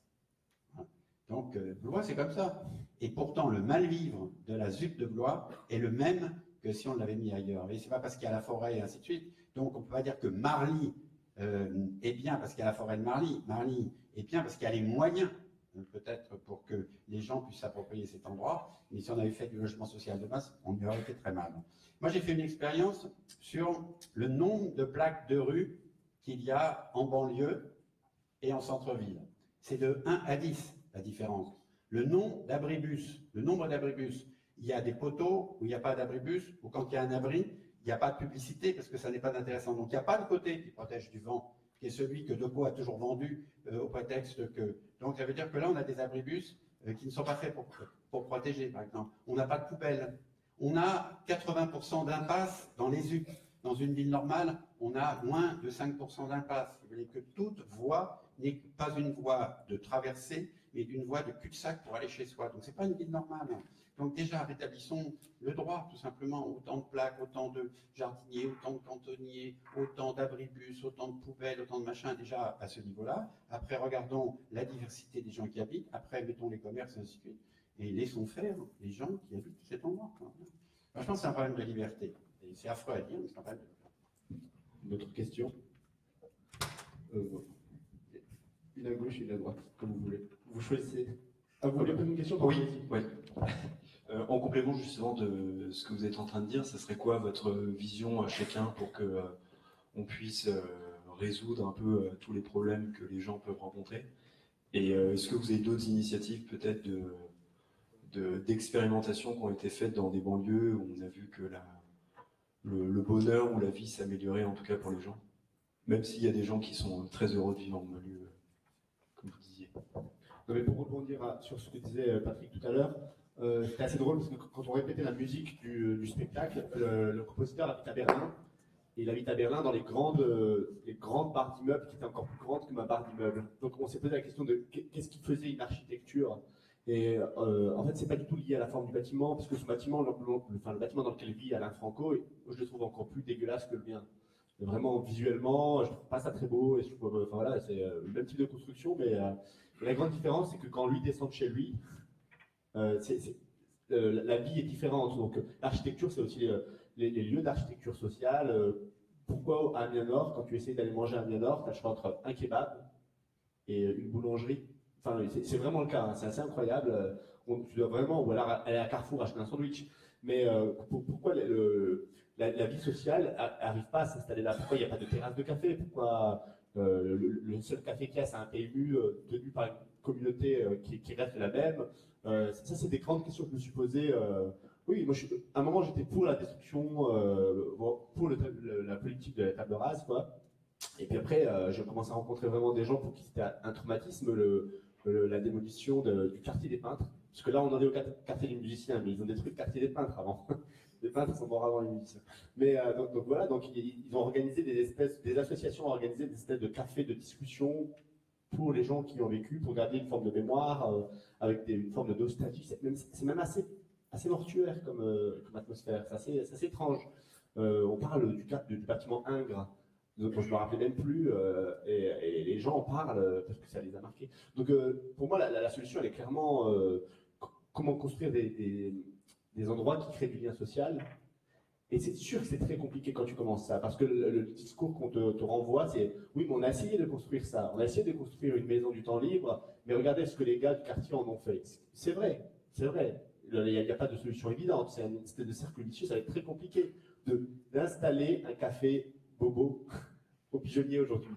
C'est pas ça, c'est par étapes, c'est en partant des gens, comment tu construis des espaces de sociabilité, de réinvention de la sociabilité qui soit autre que le caractère hyper manichéen qui existe aujourd'hui dans le quartier. Et je vais dire une chose assez provocante, c'est que je trouve qu'il y a une résignation maintenant dans les quartiers qui est complètement folle. Moi, je l'ai dit à mes copains, donc eux, ils ont connu. Moi, je suis parti avant 2005. Donc j'ai pas connu les émeutes de 2005, qui a fait que le Pigeonnier était le premier quartier qui a été mis sous couvre-feu depuis les années 50. Donc le Pigeonnier est connu que pour ces émeutes-là. Mais j'en ai connu d'autres, j'ai connu celle de 96, tous les 2 ans, il y en a. Mais je trouvais qu'il y avait quelque chose de beaucoup plus... C'est pour ça que j'étais hyper intéressé par le fait d'avoir le point de vue d'Antoine, sauvage dans le sens positif. Aujourd'hui, ils vont accepter de conduire des Uber en ayant Bac plus 5. Et je trouve ça beaucoup plus violent que les émeutes de 2005. Vraiment. C'est dangereux à dire, mais j'ai une forme de regret des émeutes de 2005. Il y avait quelque chose un peu plus clair pour moi en 2005 de la revendication de quelque chose. Aujourd'hui, les gens acceptent d'aller pointer pour les RSA. Voilà. Pour les RSA, après, c'est quand même, avec les sommes que c'est tout ça, ils acceptent de conduire des Uber parce que ça marche dans la société. Donc, pour moi, le problème, il ne se réglera pas par des décisions politiques, parce que j'ai aucune confiance dans les politiques globales. Il se réglera dans des échelles beaucoup plus petites. J'aime aussi le point de vue Patrick pour ça. Donc, comment tu te réappropries les libertés de l'endroit dans lequel tu vis. Et c'est sûr que pour moi, ça passe par là. C'est comment créer la première terrasse en bas de la barre Couperin, ouverte, où les gens viennent et peut-être les gens se mélangent. Ce qui n'existe pas pour l'instant. C'est assez incroyable. Hein. Ça n'existe pas. Je veux dire, entre les femmes et les hommes, ça n'existe pas. Ça n'existe pas. C'est pas un constat défaitiste de dire ça. C'est une observation. Il n'y a pas de nana dans la rue après une certaine heure. Ou très peu. C'est comme ça. C'est une observation. Ou alors elles doivent avoir un rôle très particulier. Et ça, c'est pas possible. C'est qu'à un moment, on va devoir avoir une vraie mixité sociale. Et il faut créer ces lieux. Il y a des lieux, moi je ne parle pas juste des théâtres, hein, moi je fais du théâtre ou alors des espaces d'art, mais ça peut l'être. Parce qu'encore une fois, on voulait faire cette rencontre dans le café, on a décidé de la faire dans un théâtre, parce que vous étiez aussi nombreux. Donc le théâtre que vous avez investi, ce n'est pas le même que celui qu'on aurait décidé de faire en amont. Donc c'est par des lieux de sociabilité comme ça que des choses peuvent advenir. Pour moi. J'ai une question J'ai une question pour Karim. Parce que je voudrais savoir s'il y a un acte 2 à votre pièce, parce qu'on pourrait imaginer que vous fassiez la même chose sur la barre du Lignon, qui est la plus grande barre d'Europe et qui se trouve à Genève. Je viens de Genève, donc je connais très bien, j'ai fait un projet au Lignon il n'y a pas longtemps. Est-ce qu'il y aurait, j'ai travaillé avec un réalisateur portugais au Lignon, sur les habitants du Lignon, c'était des films. Mais est-ce qu'il y a un projet dedans? Je pense qu'il y aurait une infinité de projets à faire sur cette question. C'est un sujet vraiment moi, que j'ai jamais vu sur scène jusqu'à présent. Oui, je crois qu'il y a un endroit très très politique aujourd'hui du réinvestissement artistique de cette question. On n'est pas là pour concurrencer les médias, c'est pas ça. Je crois qu'il y a vraiment une façon de conscientiser les gens. De toute façon, je crois qu'aujourd'hui les gens en reçoivent plus d'informations vu comment on les assène d'informations. La nécessité de l'art, c'est qu'elle doit prendre un chemin détourné pour attirer les gens vers la question d'une information. Et je crois que plus il y aura de projets artistiques sur cette question-là, moi j'ai toujours eu peur de faire un projet sur ça parce que je me suis dit putain, non, attends, arrête, tu viens de la deuxième génération d'immigration, tu vas pas commencer à faire un projet sur les immigrés. J'ai toujours trouvé ça, était assez critique par rapport à ça, parce que j'y voyais une forme d'opportunisme. Mais je suis vraiment revenu sur cette question. Je me suis dit, bon, maintenant, il faut mettre ça un peu de côté. Les artistes qui ont grandi dans ces endroits-là, et il y en a beaucoup plus dans l'art plastique d'ailleurs que dans les arts de la scène, mais en ce moment, il y a plein d'expositions. Kader Atia au Palais de Tokyo, Mohamed Bouroussia. Il y a beaucoup de gens au musée d'art moderne. Il y a beaucoup de gens de plasticiens qui ont travaillé sur ça. Dans les arts de la scène, un peu moins. Mais plus il y aura de projets artistiques sur ce sujet, plus on aura ce genre de discussion, plus les choses auront des chances d'évoluer.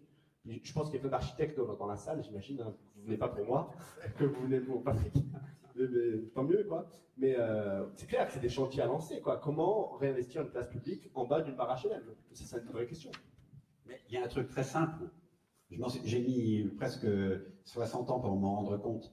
On n'a pas le droit de mettre le siège social d'une entreprise que l'on créerait dans son logement social.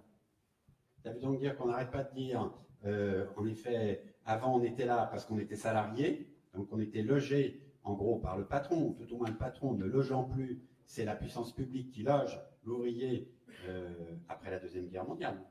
Et ensuite, maintenant, il n'y a plus d'emploi, et quelqu'un qui inventerait quelque chose pour être autonome, que ce soit un commerce illicite ou licite, il ne peut pas, le commerce licite, le déclarer dans son logement.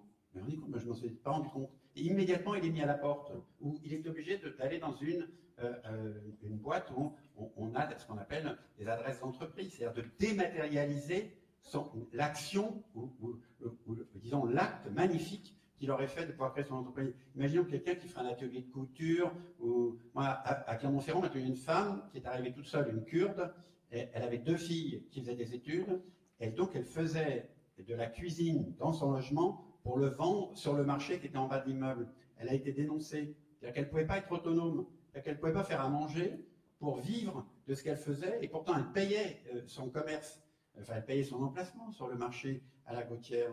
Elle n'avait pas le droit. On est compte, il a fallu qu'on se batte pour que quelqu'un dans sa cuisine puisse faire à manger pour elle-même et pour d'autres, et qu'éventuellement elle vende. C'est impensable. Et après les rez-de-chaussée, et les rez-de-chaussée d'immeubles fermés, moi j'ai vu des opérations, mettons, de gens, on réclame un rez-de-chaussée, et on va à l'office d'HLM, on réclame le rez-de-chaussée, et la première chose que l'on vous dit, c'est qu'est-ce que vous allez faire dedans? Mais enfin, c'est impensable. Je veux dire, vous louez à Paris, machin, des moments, je sais pas, vous acceptez de louer autre, on ne vous demande pas ce que vous faites. Si vous êtes en illégalité, c'est la loi qui vous jugera, c'est pas a priori qu'on va vous juger, c'est a posteriori. Et donc j'ai même fait une attribution de logement pour des couples amoureux. C'est de dire à un moment donné, peut-être que ça peut être un critère d'attribution, d'avoir quelqu'un d'heureux, de s'aimer dans un logement social. Et quand j'ai défendu ça devant un conseil municipal, tout le monde pouffait à l'idée que je puisse dire qu'on entende un râle amoureux, la fenêtre ouverte, dans un logement social au 2e étage. C'est impensable qu'on puisse aimer dans un logement social. L'amour et le sexe n'existent pas. Non, mais il faut un retournement complet. J'ai une question peut-être que vous pouvez parler sans micro, non? Parce que ça va être un peu long, non? Vous voulez essayer de parler sans micro? Je vais répéter votre question. Allez-y. Parlez plus fort. Juste, je voulais revenir sur la notion de banlieue qu'on utilise, mais c'est ce que vous avez un peu dit avant, c'est que je pense qu'il faut vraiment sortir de cette définition par le géographique, alors qu'on est très clairement là face à des dynamiques de classe sociale. Et l'exemple de Paris est parfait, c'est-à-dire que vous avez un Paris Est qui est paupérisé, gentrifié, mais paupérisé, et qui pourtant n'est pas en banlieue, et à côté vous avez des villes comme Levallois ou des villes comme Vincennes, qui elles sont des villes très bourgeoises alors qu'elles font partie géographiquement d'une banlieue. Donc je pense que même si on comprend le terme, je pense que si on essaie d'être un peu précis, il faut beaucoup plus parler, je pense, pour cerner le problème de parler de classe sociale, parce que vous avez de même des ruralités qui ne vivent pas dans des villes et qui pourtant sont touchées par les mêmes dynamiques, les mêmes problématiques qu'en banlieue ou en Paris Est, pour être plus précis. Ensuite, est-ce que le problème c'est l'architecture, est-ce que c'est le bâtiment, etc. Mais je pense que la vraie question c'est surtout est-ce qu'on permet à des populations qui arrivent, qui sont pauvres, donc exclues, est-ce qu'on leur permet de se créer une identité dans une société dans laquelle elles ne se reconnaissent pas, plutôt que de parler du nombre d'attributs, etc. Ce qui est vrai parce que c'est plus symbolique, mais dans les faits, je pense que la question c'est beaucoup plus une question d'intégration dans une société qu'une question banlieue par banlieue, etc. Beaucoup plus de classe sociale. Je propose qu'on prenne une suite d'interventions et que Patrick réagisse sur ce genre de questions. Quelqu'un d'autre? J'ai un micro, alors je vais essayer de m'en servir avant de le passer à quelqu'un. Ah oui, je vois. Je suis là. Je voulais revenir sur la question des animaux. Parce que on a parlé d'ubérisation et de RSA. Ça me fait penser à la domestication finalement. C'est-à-dire que les gens ont été domestiqués avec l'ubérisation, c'est la domestication des animaux. Et je fais un autre parallèle où qu'est-ce qu'on fait en banlieue aujourd'hui? On résidentialise. Vous avez partie des rénovations urbaines résidentialistes, c'est-à-dire qu'en fait on fait pousser des grillages partout. Les gens qui habitent là considèrent, comment ils se disent, ils se définissent comme des habitants d'un zoo, c'est ce qu'ils disent. Et puis cerise sur le gâteau, maintenant on a des caméras de vidéosurveillance partout. Et puis ben voilà, quand on regarde des images de la bande de reportage sur BFM TV, ben effectivement c'est un autre monde. On est au zoo, on va voir les gens au zoo. Voilà. Pour les animaux, la domestication, c'est un vrai problème. Je ferai un jour, je réponds à Karim sur son interrogation pourquoi les gens ont l'air plus soumis. ils sont plus soumis parce que le système de domestication de l'humanité, qui est un des projets du 19e siècle, de manipuler les foules et de les contrôler, est bien travaillé grâce à Goebbels et à IBM, et vos petits téléphones portables et vos histoires. Vous passez votre temps à être tout seul, croire que vous êtes avec des gens, et finalement à vous opposer, et vous passez un temps hallucinant qui est ce qui est l'une des bases de la domestication, c'est d'arrêter de se servir des gens de son espèce pour essayer de se servir du maître qui va te sortir de la merde. Donc on va être très simple, nous sommes des êtres, nous sommes des prédateurs sociaux, nous les hommes, nous sommes faits pour coopérer sur des questions concrètes. La meilleure manière de nous isoler, c'est de nous faire croire qu'on va s'affronter sur des questions abstraites. Et c'est ce qu'on fait toute la journée, et ça marche magnifiquement pour ce qui est de la déprime généralisée, et ça fait gagner plein d'oseilles à plein de gens. Mais oui, effectivement, d'un point de vue politique, c'est un vrai projet, que ce soit à travers l'éclairisme et autres grandes pensées. Oui, c'est un projet de stratifier les gens socialement, de définir la culture par un degré d'ouverture et de compréhension aux différentes complexités, de raconter que ces complexités, elles sont le lieu d'une sensibilité particulière qui vient de cette élection culturelle. C'est l'une des raisons pour laquelle, jusqu'en 1980, les enfants étaient opérés à cœur ouvert avec uniquement des substances paralysantes, parce qu'un enfant, c'est normal que ça gueule, ça ne peut pas raconter de la douleur. Vous comprenez? Voilà. Donc on est là, on est en 1980 en France. Hein. Donc on n'est pas du tout en 1624, je ne sais où. Donc oui, on est devant cette violence-là. Cette violence-là, elle est effectivement sur le lieu du banc. Ce qui est intéressant, c'est que d'un point de vue de la définition du territoire, oui, on part d'un lieu qui est l'affleurement de la ville, le bord, le lieu indéfini. Et maintenant, on est dans quelque chose qui est effectivement, comme vous le dites, monsieur, social, mais plus que social. C'est-à-dire qu'on est dans une espèce de déroute de territoire existentiel au niveau des gens. Voilà ce que je pense, moi. Je peux vous le dire tranquillement, c'est l'une des raisons pour laquelle les oiseaux me sont trouvés à aller me balader un peu partout, à regarder des animaux que je ne voyais pas. Mais qu'est-ce qu'on se fait chier dans cette société à être toujours occupé pour des choses qui servent à rien du tout, mais qui sont très dangereuses au bout d'un moment. Mais c'est que ça, le jeu dans lequel on est embarqué. Au départ, la zone, c'est quoi? Il n'y a rien dans la zone, il y a des zonards. Et les zonards, ils se baladent, ils viennent vendre des trucs, ils n'ont rien. Mais maintenant, mais les zonards en question, ils sont super occupés. Ils sont super occupés. C'est tout. Et je vais parler de ça simplement. Moi, une des choses qui m'a permis d'attaquer ces différentes catégories, le culturel, le naturel, l'artificiel, c'est quoi? C'est le goéland argenté. Alors, le goéland argenté, c'est un oiseau qui était derrière les chalutiers en Bretagne. Je ne connais pas bien la Bretagne, mais mon père adorait. Donc, j'en parle comme un lieu intéressant que je ne connais pas. Mais il y a plein de goélands argentés derrière les chalutiers. Et puis, tout d'un coup, grâce à l'organisation de la pêche, avec les usines, les bateaux-usines, ainsi de suite, il n'y a plus eu de poissons derrière les chalutiers. Donc, il y a eu de moins en moins de chalutiers. Donc, les goélands qui étaient là, ils sont partis sur les décharges, légèrement derrière le littoral. Les décharges. Un paradis, mais c'est gênant. Ça, c'est des oiseaux rupestres. Hein. Il leur faut de la falaise. Donc, c'est sympa les décharges, mais où sont les falaises? Et de là, ils ont débarqué en ville. C'est un problème mondial. Hein. Voilà. Parce qu'un goéland, il y en a plein à Paris. C'est une bestiole d'1 mètre, 1 mètre 50. Ça peut attaquer un chat, un chien, un bébé. C'est absolument pas un moineau. D'accord? Et bien sûr, ça bouffe les pigeons, les enfin, ça commence à être de la bestiole. Ça fonctionne à plusieurs, ça apprend ce que ça fait. Bon, mais ces animaux, ils sont arrivés en banlieue, chez moi. Le jeu de l'exclusion, c'est moche, c'est pas bien. Et alors eux, ils ont vu un paradis. Eux, ils ont vu un paradis. Ils ont vu des niches magnifiques avec des pigeons partout, un peu bêtes parce qu'ils se défendent des sans prédateurs pour aller bouffer des graines. Qu'est-ce que je veux vous dire? Je veux vous dire que les choses ne sont pas définies par nos mots. Les choses sont définies par la réalité. Et la réalité est au-delà, d'accord, des systèmes domesticatoires dans lesquels notre société est embarquée. Quand je vous dis que tout à l'heure, on a un problème pour définir la ville, parce qu'on la raconte comme elle était au Moyen-Âge, étendue par l'explosion industrielle du 19e siècle, c'est bon les mecs, c'est terminé. Maintenant, la majorité de l'humanité vit en ville, d'accord? C'est une chance à saisir d'un point de vue de la gestion des territoires, de la gestion entre le centre urbain et les périphéries sauvages et agricoles. C'est une chose qui doit être traduite en mots, et ça ne se fait pas. On est dans des postures morales, le bien, le mal, le sauvage, l'artificiel. Le loup, il s'en fiche qu'il y ait des maisons. Tant qu'il y a à manger, et des copains, et de quoi se reproduire, et de quoi définir ça. Et ça reste une question, on va dire, son mode d'être de loup, sa lupodité, je ne sais pas comment le dire, ça n'existe pas, donc c'est encore une chose à inventer. Mais au sens où nous sommes des êtres vivants, nos lieux sont vivants, nos lieux sont des territoires, la définition des usages sont absolument indéfinis, mais on n'est pas mort au bout d'un moment. faut savoir que cette définition de l'écologie comme elle se pose, c'est un truc, les bobos, ils sont déjà présents, les bourgeois bohèmes, dans l'éducation sentimentale de Flaubert. Il faut se réveiller un petit peu, il faut comprendre que les choses se passent un petit peu au niveau des mots. Parce que les mots produisent les mots, et au bout d'un moment, on est devant un problème d'aphasie.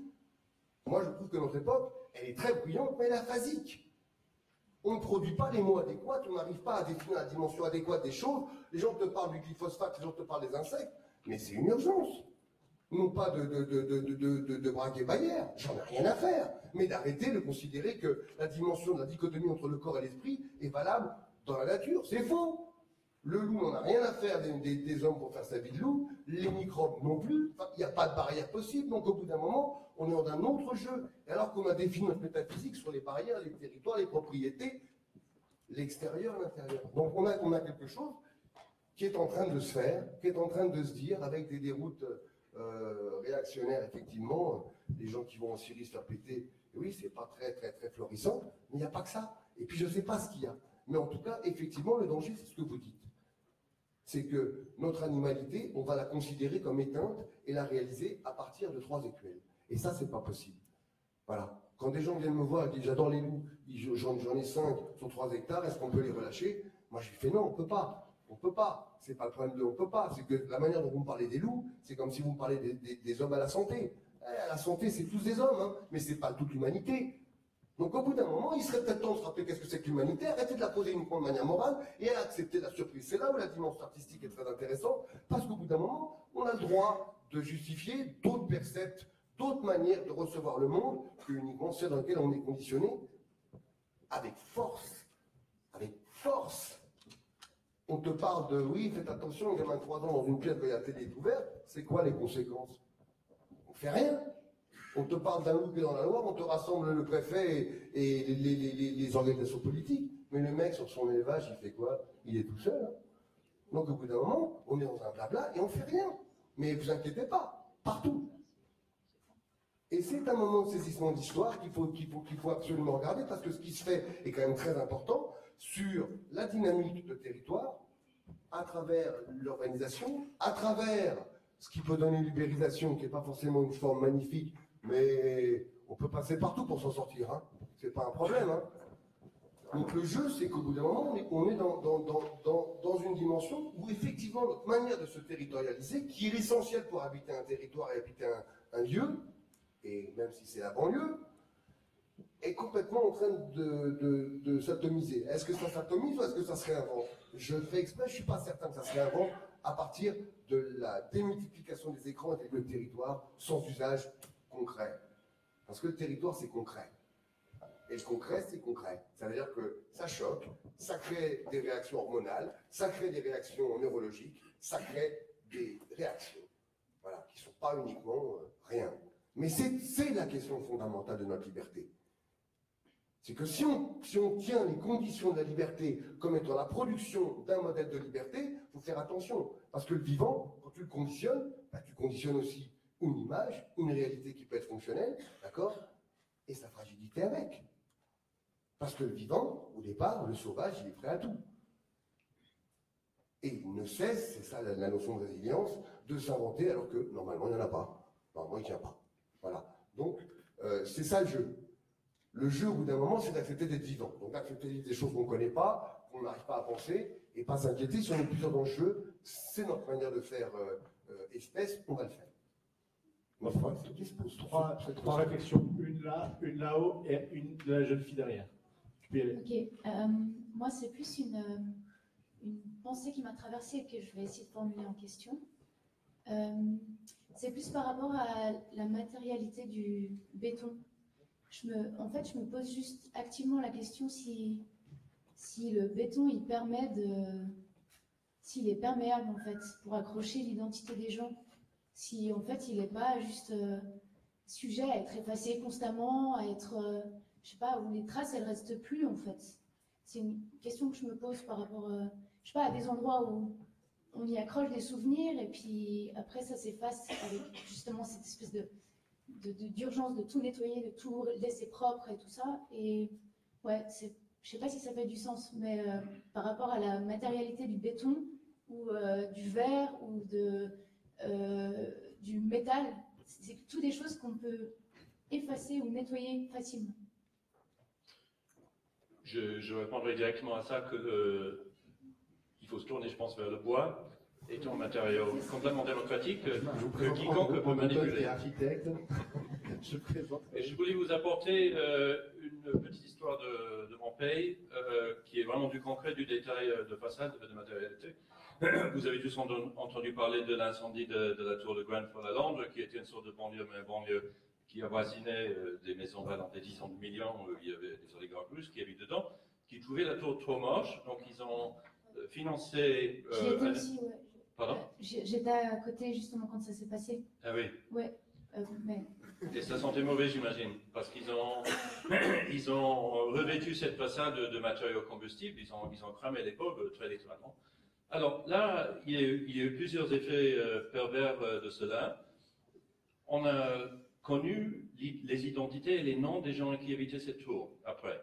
On a restitué une espèce de communauté fantôme, il y avait des gens remarquables, des gens ordinaires qui se côtoyaient. Ils étaient tous au courant du problème. Pendant plusieurs jours, on voyait des coupes en détail d'architecture sur la une de la presse nationale qui expliquaient la largeur de la lame d'air et comment ça fait propager les feux. Les résidents, ils étaient au courant de ça, ils étaient organisés, ils avaient fait du lobbying pour le remédier, c'était juste une entreprise ou le promoteur qui a fait quelques petites économies en ne mettant pas de barrière au feu. On se rend compte qu'il y a le même problème un peu partout ailleurs. Alors, c'est une histoire tragique et très très dramatique, mais ça permet un éveil de conscience concernant les autres tours et la possibilité de lever cette invisibilité de l'un envers l'autre et de l'un envers soi, que je pense que c'est là-dessus que tu travailles, Karim. Et je voulais te poser une question très simple. Est-ce qu'il y a des gens de ta cité qui sont venus voir ton spectacle et qu'est-ce qu'ils en ont pensé? Je prends la troisième question, comme je l'avais promis, parce que ça me permet de réfléchir à la réponse. Allez-y.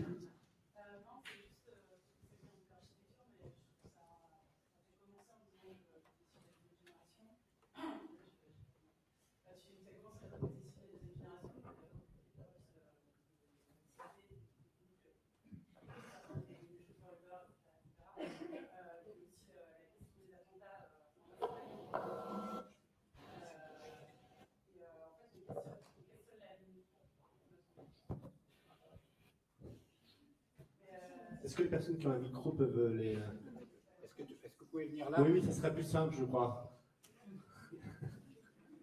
Profites-en pour répondre. Oui, je vais répondre. Oui. Venez. Ah, oui, il y a eu... J'ai quand même réussi, c'était un long travail. Hein, j'ai réussi à faire venir pas mal de gens. Donc, en fait, c'était à Amiens Nord et on a été coproduit, pas par le théâtre d'Amiens Nord, parce qu'ils ne pouvaient pas recevoir le spectacle en termes de taille, mais par la Maison de la Culture d'Amiens, qui est assez intéressant parce que c'est la première Maison de la Culture qui a été créée par Malraux. D'ailleurs, le projet commence sur le discours inaugural, la pièce commence sur le discours inaugural de Malraux de la Maison de la Culture. Et j'ai fait quand même un long travail pendant l'année dernière pour faire en sorte que les gens de mon quartier viennent. C'était vraiment impossible, c'était vraiment très très compliqué, quoi. C'est marrant parce que les gens ont toujours associé la Maison de la Culture d'Amiens comme la Maison de la Culture des gens d'Amiens Sud. Et donc, les gens d'Amiens Nord ne venaient jamais à la Maison de la Culture. Moi-même, quand j'étais étudiant, j'étais jamais allé une fois voir un Molière en costume un matin. Mais j'étais jamais allé dans cette Maison de la Culture qui est quand même un lieu assez incroyable, quoi. C'est en termes de taille, c'est un des plus gros coproducteurs de grands metteurs en scène européens, tout ça. Et ça, c'est vraiment une des choses dont je ne me doutais pas en y retournant. Et donc, il y a eu un travail qui a été fait quand même, mais honnêtement, c'était un travail principalement de réseautage, quoi. C'était de ramener un copain, d'un cousin, d'un copain. J'ai pas pu faire plus que ça. J'ai essayé de passer par d'autres biais, mais on me disait que s'il y a vraiment une chose qui n'intéresse pas les gens des quartiers, c'est un spectacle qui parle des gens des quartiers. Paradoxalement, ils disent bon, moi si je vais au théâtre, je préfère aller voir un autre truc que je connais pas qu'un truc que je connais. Donc sur ce point, ça a été un échec. Mais j'ai quand même eu pas mal de gens qui sont venus. On a été assez surpris. Il y a un acteur qui joue dans... je tiens à le mentionner parce qu'il a été important pour le projet, c'est le famille qui est là. Donc il a rencontré un peu des cousins et des copains de cousins qui sont venus, qui voyaient de qui je parlais dans le spectacle, quoi, même si je ne les nommais pas évidemment, mais des gens qui connaissaient le parcours de gens dont je raconter le parcours. Quoi, voilà.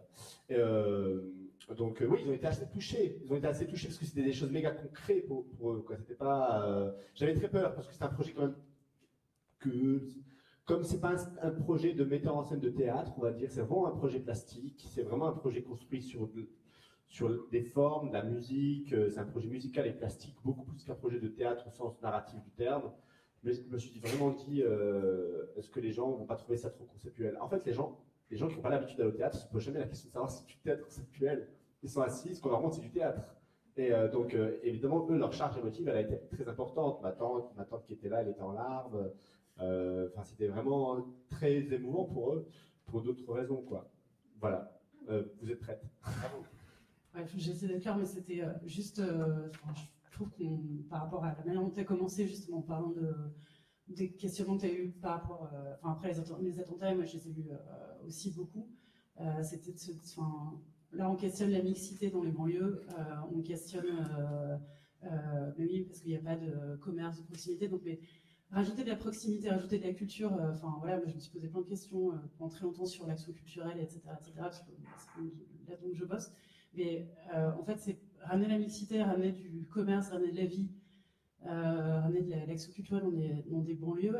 Est-ce qu'on n'oublie pas, avant la mixité, est-ce qu'il n'y a pas aussi une espèce une histoire de respect sur lequel on ne revient pas vraiment, et qui c'est qui peuple les banlieues, et comment ça se fait que la France, et c'est un truc très français aussi, c'est comment ça se fait que la France questionne pas du tout son histoire coloniale, et comment les banlieues justement ont été peuplées par des gens de la deuxième, troisième génération, et que c'est pas parce que tu vas rajouter de la mixité dans une banlieue telle qu'elle existe maintenant que le mec qui s'appelle Moustapha Okarim aura plus d'égalité des chances d'accès à l'emploi. Donc du coup, le mec qui devient Uber. Ce que je veux dire, c'est qu'il y a cette violence-là qui est perpétuée depuis... je veux quand même mettre une petite nuance. Hein. Moi je ne suis pas aussi critique de Uber que mon collègue. Uber a pris la place que la société lui a donnée, que la politique lui a donnée. Je veux dire, Uber a donné du boulot à plein de mecs qui ne trouvaient pas de boulot. Ah, mais comment ça se fait qu'ils ont accès qu'à ça? Oui, sur ça, vraiment, Uber, quand même, moi je suis contre complètement ce schéma de société complètement néolibéral, c'est insupportable. Moi, de savoir que c'est les employés qui payent leur charge patronale, je trouve ça complètement fou, quoi. Dans la France qui s'est construite, on arrive à considérer ça comme une avancée sociale. La France que devant Macron aujourd'hui, c'est quand même une grosse blague. Attends, il faut arrêter 2 secondes de prendre les gens pour des cons, tu vois. Ce que lui dit l'infirmière là, quand elle lui donne vraiment tous les arguments de destruction de son discours complètement. C'est vraiment très problématique. Donc Uber a fait la place qu'on lui. Je donne un exemple. Mon pote de famille cherche un appart à Paris. Il est là, il cherche un appart, et je vous dis sérieusement, c'est une vraie. Il cherche un studio à Paris, et ce mec est acteur, et il joue avec moi, il joue avec d'autres gens, il cherche mais jamais il aura d'appart. Moi-même, avec mon nom, même si tu peux me googliser, personne ne me filait d'appart.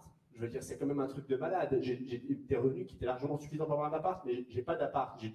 J'ai un appart que j'ai trouvé par bidouille. Donc évidemment, donc là on parle de nous, mais le problème n'est pas à l'extérieur. Hein. Je veux dire, les gens que tu reçois quand tu visites des colocs qui te prennent pas un Karim ou un Nabil, ils votent pas que à droite et ils lisent pas que le Figaro. Hein. Ils sont partout. Hein. Moi j'ai fait des visites de colocation de gens très gauchistes, et pareil, je pense pas. On a créé un espèce de système de peur des uns, on a peur les uns des autres, et puis on a créé un système complètement merdique aujourd'hui. Mais chacun on est responsable de ça, je veux dire. Vraiment, on est tous responsables de ça. Et là je nomme des choses. Mes potes dont je parle, vraiment, qui définit comme Uber, je trouve que c'est pas un mal, parce que je trouve que voilà, ils ont un boulot, ils bossent, enfin voilà. Mais par rapport à leur potentiel, conduire une voiture toute la journée, moi je trouve ça scandaleux, quoi. Vraiment, tu parles avec eux, je suis désolé. Moi j'ai eu de la chance, hein. Franchement, j'ai eu 5 sœurs qui ont fait des grandes études, donc j'ai eu une chance de partir assez vite des quartiers, tout ça, et dans un concours de circonstances à réussir à faire un autre parcours.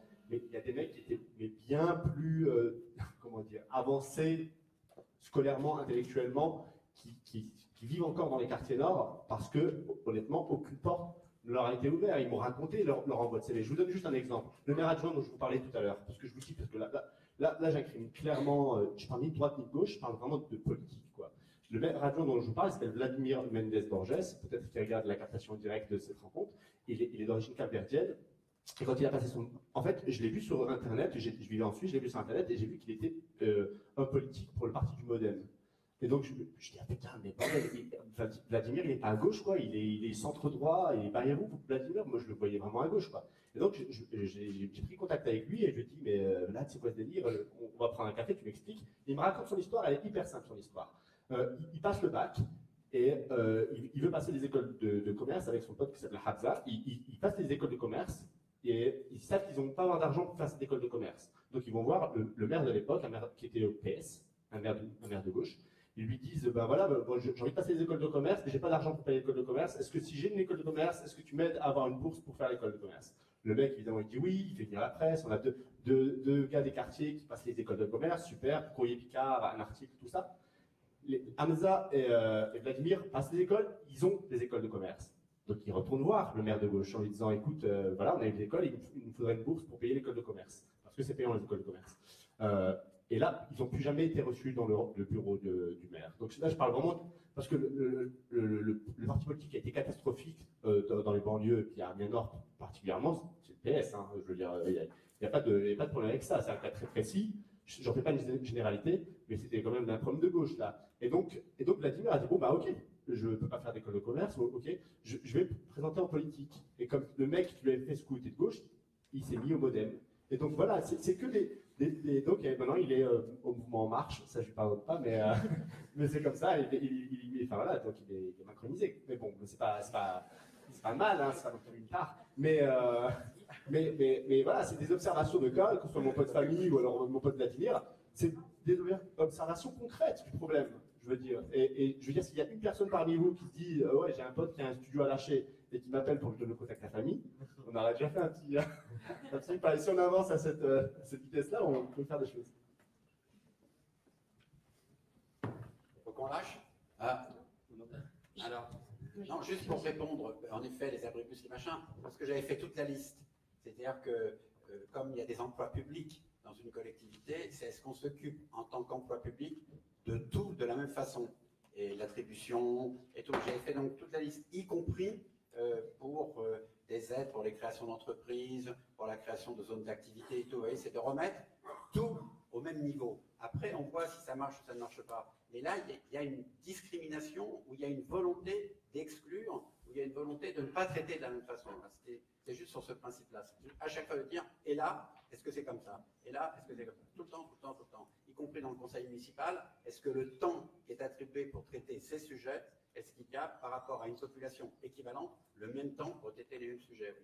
Mais bon, j'ai pas réussi, si vous voulez. Et ça avait changé, à un moment donné, cette idée que voilà, on pouvait traiter ce qui paraissait exceptionnel, ce qui paraissait hors, de le traiter dedans. Voilà, et de dire, est-ce qu'on peut l'aborder?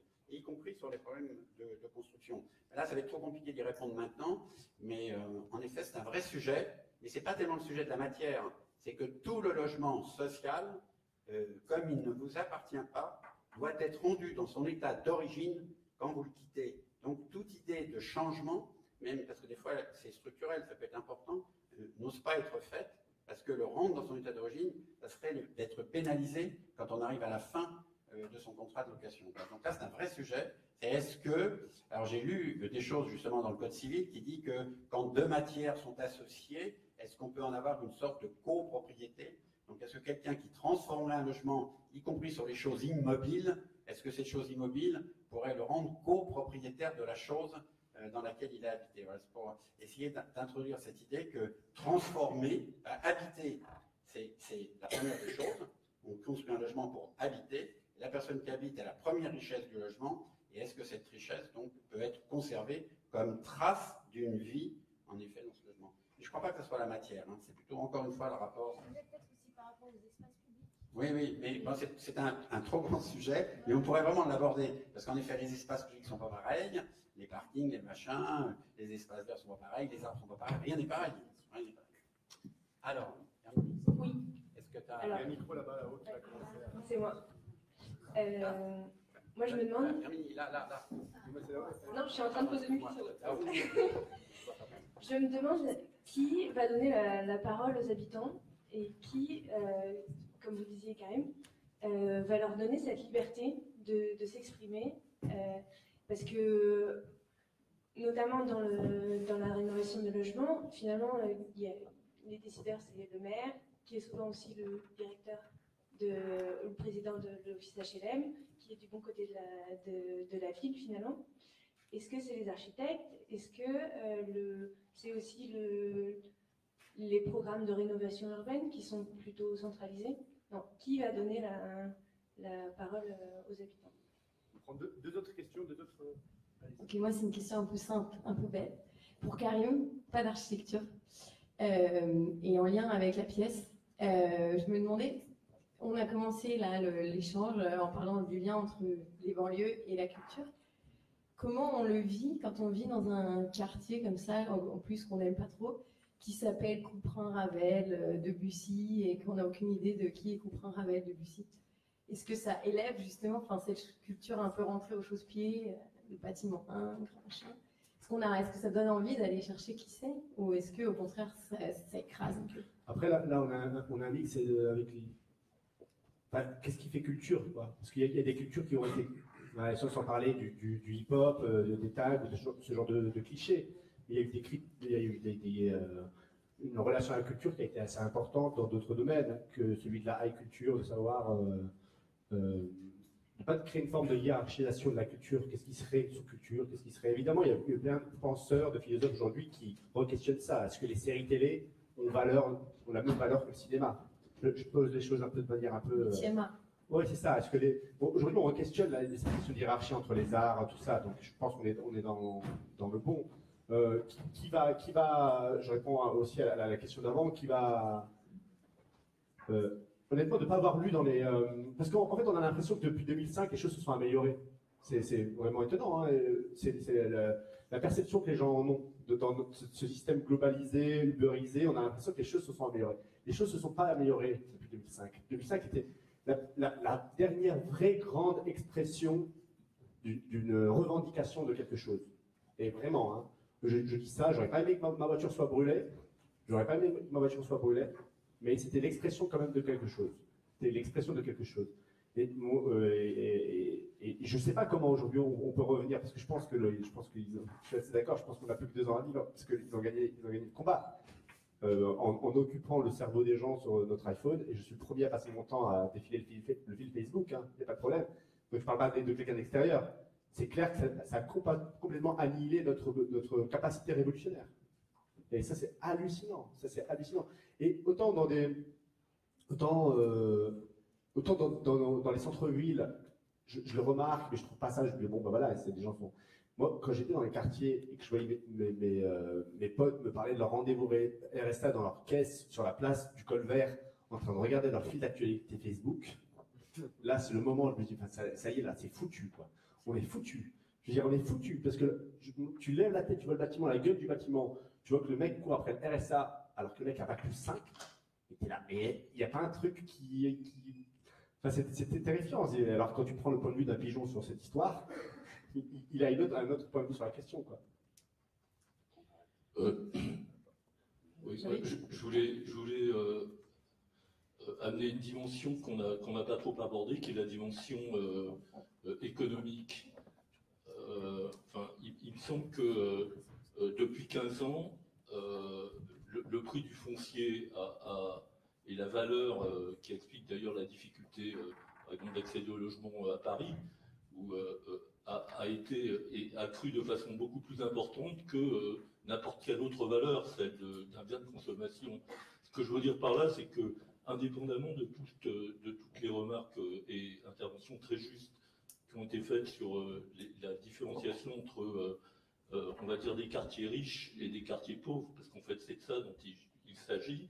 Moi je ne vois pas trop d'issue tant qu'on considérera que le sol est une valeur marchande, et que si j'habite, et que de ce fait, les communes riches s'enrichissent. Exemple, Paris, si vous voulez Paris, chaque fois qu'il y a une mutation foncière à Paris, Paris gagne de l'argent. Hein. Je crois que la ronde foncière des mutations à Paris, elle est de l'ordre de 1,5 milliard. La ronde foncière des mutations dans 93 ou 94, à mon avis, elle est de 300 ou 400 000 euros. Si j'habite à Paris, je paie des impôts locaux qui ne sont pas très chers. Si j'habite à Aubervilliers, je paie des impôts locaux qui sont 2 ou 3 fois plus élevés que les impôts locaux que je paye à Paris. Donc le système actuel du statut du foncier, qui n'est pas considéré d'un certain point de vue comme un bien commun, comme pourrait être l'air, l'eau, des choses dont on a besoin pour vivre, que ce soit pour cultiver ou pour construire, fait que le foncier est rentré, et de plus en plus, avec les métropolisations actuelles, dans des logiques de financiarisation qui creusent profondément les accords et qui les creuseront de plus en plus entre les territoires riches et les territoires pauvres. Et je pense que ça, c'est une dimension, si vous voulez, indépendamment des autres questions très justes, notamment sur les approches écologiques qui ont été développées, qui est structurelle. Et moi, personnellement, je pense que tant que quelqu'un ne touchera pas du doigt cette question, on est mal barré. Et juste parce que ça, on a fait avec Antoine, alors j'ai fait un travail justement il y a longtemps sur qu'est-ce que c'est que la valeur. Voilà. Et on a travaillé sur ce qu'on pourrait dire un terrain qui a une valeur nulle, voire une valeur négative, puisqu'il se trouve à un moment donné sur le marché avec des contraintes qui fait que pour le remettre sur le prix du marché, il faudrait investir plus dans ce terrain pour le mettre aux normes. Donc on a travaillé très longtemps sur quel est ce territoire qui est abandonné. Et pas le territoire qui est convoité, en effet vous avez raison, entre Paris et sa banlieue, mais même au niveau du territoire national, par rapport au territoire agricole ou par rapport aux territoires industriels qui sont en déprise. On a commencé à travailler quel pourrait être ce territoire qui a une valeur nulle et qui pourrait être en effet donné par quelqu'un qui le reconstruirait pour qu'il ait non pas une valeur spéculative, mais qu'il ait une valeur sociale ou une valeur écologique ou une valeur culturelle qui le remettrait dans la vie courante. Ce n'est pas vraiment une réponse à votre question, mais moi je l'ai vu, admettons, dans certaines ZUP, dans certains endroits qui étaient considérés comme ayant une valeur moyenne, même à l'intérieur de ça, il y a des parties de terrain qui ont une valeur nulle. Et donc on pourrait commencer à travailler sur ça. Peut-on réintroduire une vie libre sur un terrain qui a une valeur nulle dont personne ne veut? C'est-à-dire d'aller là où personne ne veut. Et non pas toujours d'aller là où tout le monde va. Non. Bon, c'est un débat. Voilà, il y a trop de questions. Parce que moi, enfin, c'est pas qu'on a traité tous les sujets, je veux dire, mais on a quand même depuis très longtemps travaillé sur beaucoup de ces sujets. On est allé des fois dans des impasses, mais on a quand même tâtonné et expérimenté. Et je pense qu'il y a quand même des réponses. Mais la première des réponses, pour moi, c'est une réponse, en effet, un peu comme Karine et Antoine nous dit ce soir. C'est il faut qu'on se réapproprie les choses. C'est tout. Voilà. Il faut arrêter de croire que quelqu'un fera les choses à notre place.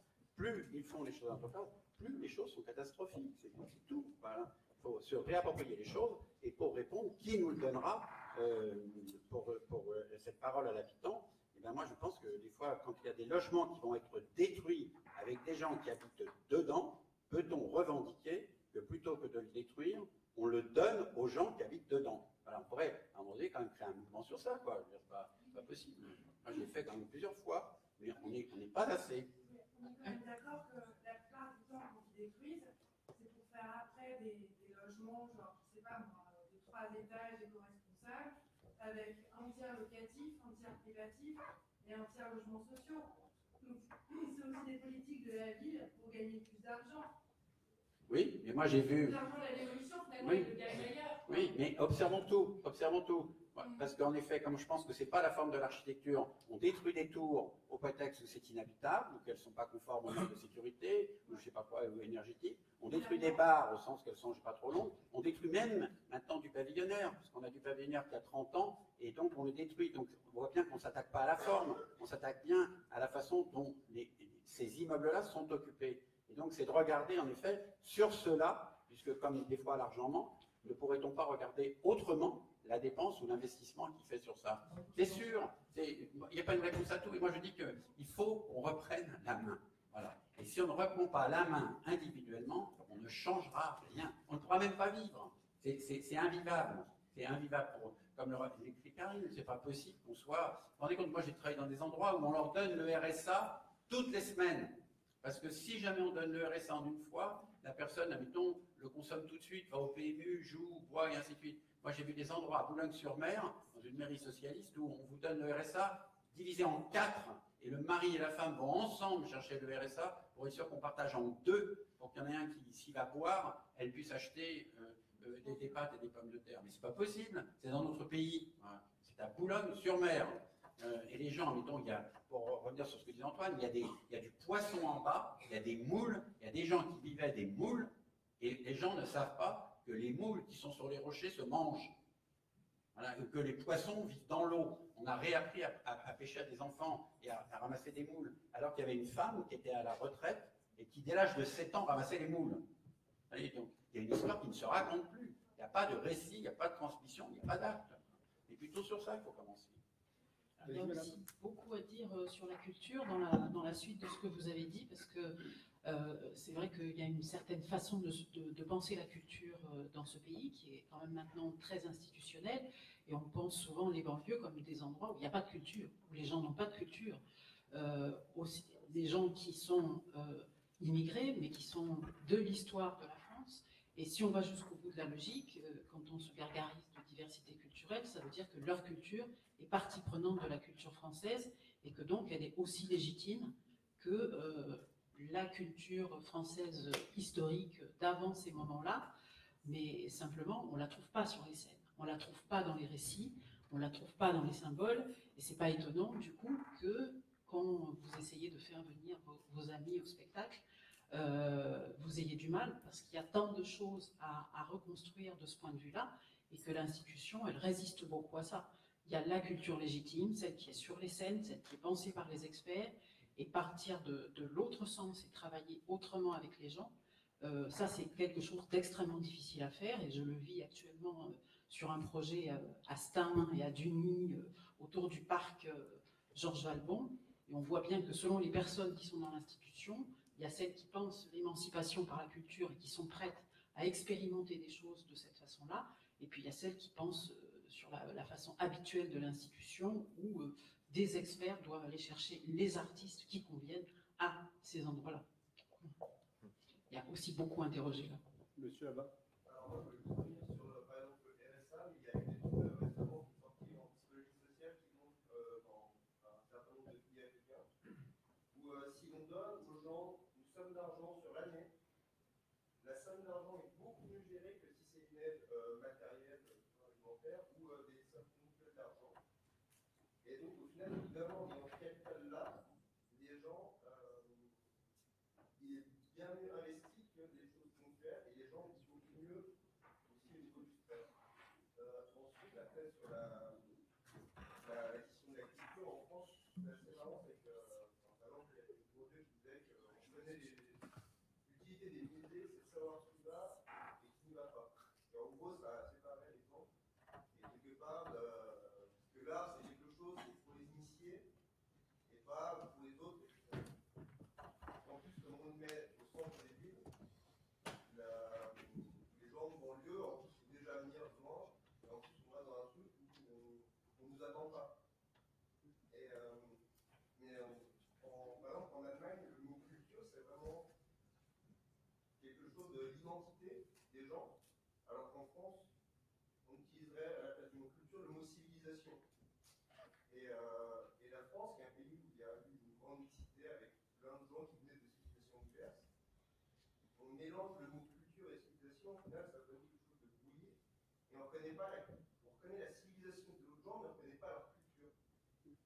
Voilà, je trouvais que par exemple là, et faire des maisons de la culture dans les cités, et forcer les gens des villes plutôt que de faire venir les gens des banlieues en ville, voire de là, qui ne s'intéressent pas à eux, faire venir les gens des villes en banlieue, pour là, qui intéresserait tout le monde. Pardon. En fait, oui, je vais clôturer avec les deux dernières questions qui relient les questions sociologiques et les questions artistiques, parce que c'est principalement de ça dont il s'agit. Moi, j'observe quand même beaucoup autour de moi des mouvements de résistance par des artistes. Là, je parle vraiment, par exemple, de petits mouvements de cinéma. Quand même. Vous avez pu remarquer qu'il y a quand même pas mal de films récemment qui ont renouvelé des questions esthétiques, qui ont été faits par des gens qui viennent de banlieue. On aime ou qu'on n'aime pas les résultats des films qui ont été à Cannes, tout ça, de gens qui ont grandi en banlieue, qui ont commencé à prendre des caméras. Il y a un film fait par un ami de famille qui s'appelle Voyoucratie, qui a été fait sur 3 ans avec les moyens du bord, qui est sorti en salle au cinéma, que vous pouvez encore aller voir, je crois, dans certains cinémas. Donc il y a des gens qui commencent à résister par la culture, leur culture à eux. C'est bien la distinction que vous faites entre culture et civilisation, puis l'approche allemande et l'approche française, c'est clair.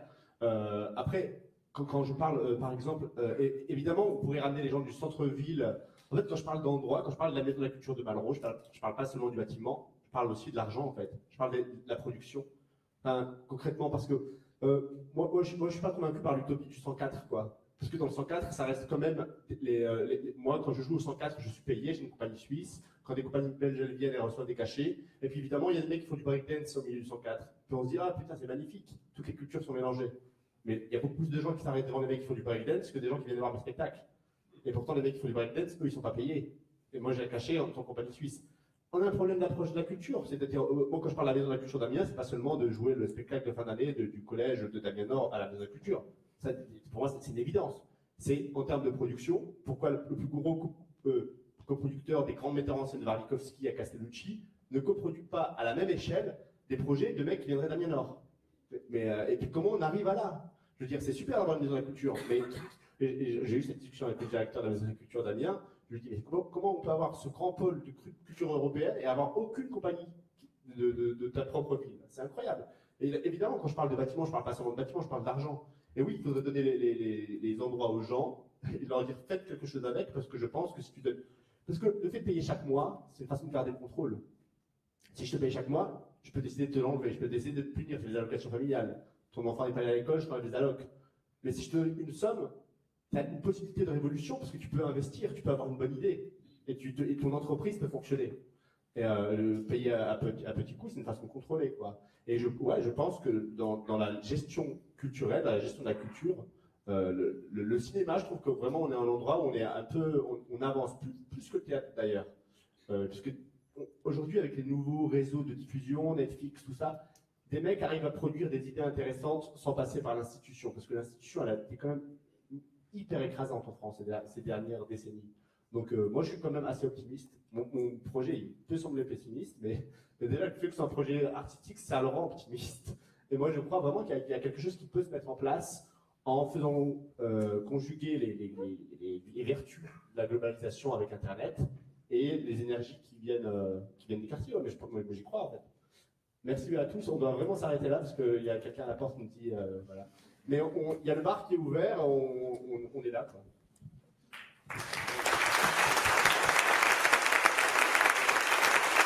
Je vais redonner le titre du livre d'Antoine. Peut-être que tu l'as ici. C'est Alexandra qui me l'a volé. Ok, on va vous donner le nom de son livre. Et je vous invite à lire un article aussi qu'il a écrit qui s'appelle La forêt des délaissés. Voilà, si vous le trouvez sur Internet, vous voilà. Voilà. Et le livre donc s'appelle La bête qui mangeait le monde. Et le spectacle se joue ici du 15 mai au 19 mai. Vous êtes tous les bienvenus. J'espère vous voir, quoi. À bientôt.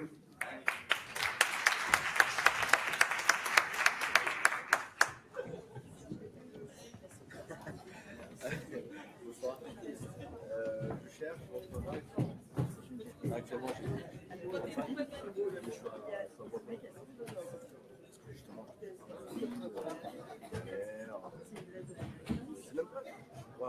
oui. L'idée, c'est intermittent du spectacle. Notre famille, je ne suis pas une victime. Je ne suis jamais chez dans le fait. Mais c'est le fait qu'il existe. Quand tu t'appelles Djerba Lakhdar Delani, forcément il va prendre son nick à ses parents. Je n'en veux pas, qui va choisir les garants. Non, mon frère, mon designer. Il ne pas acheter tout de suite. Bonjour. C'est ça? Chez qui? Oui, c'est ça.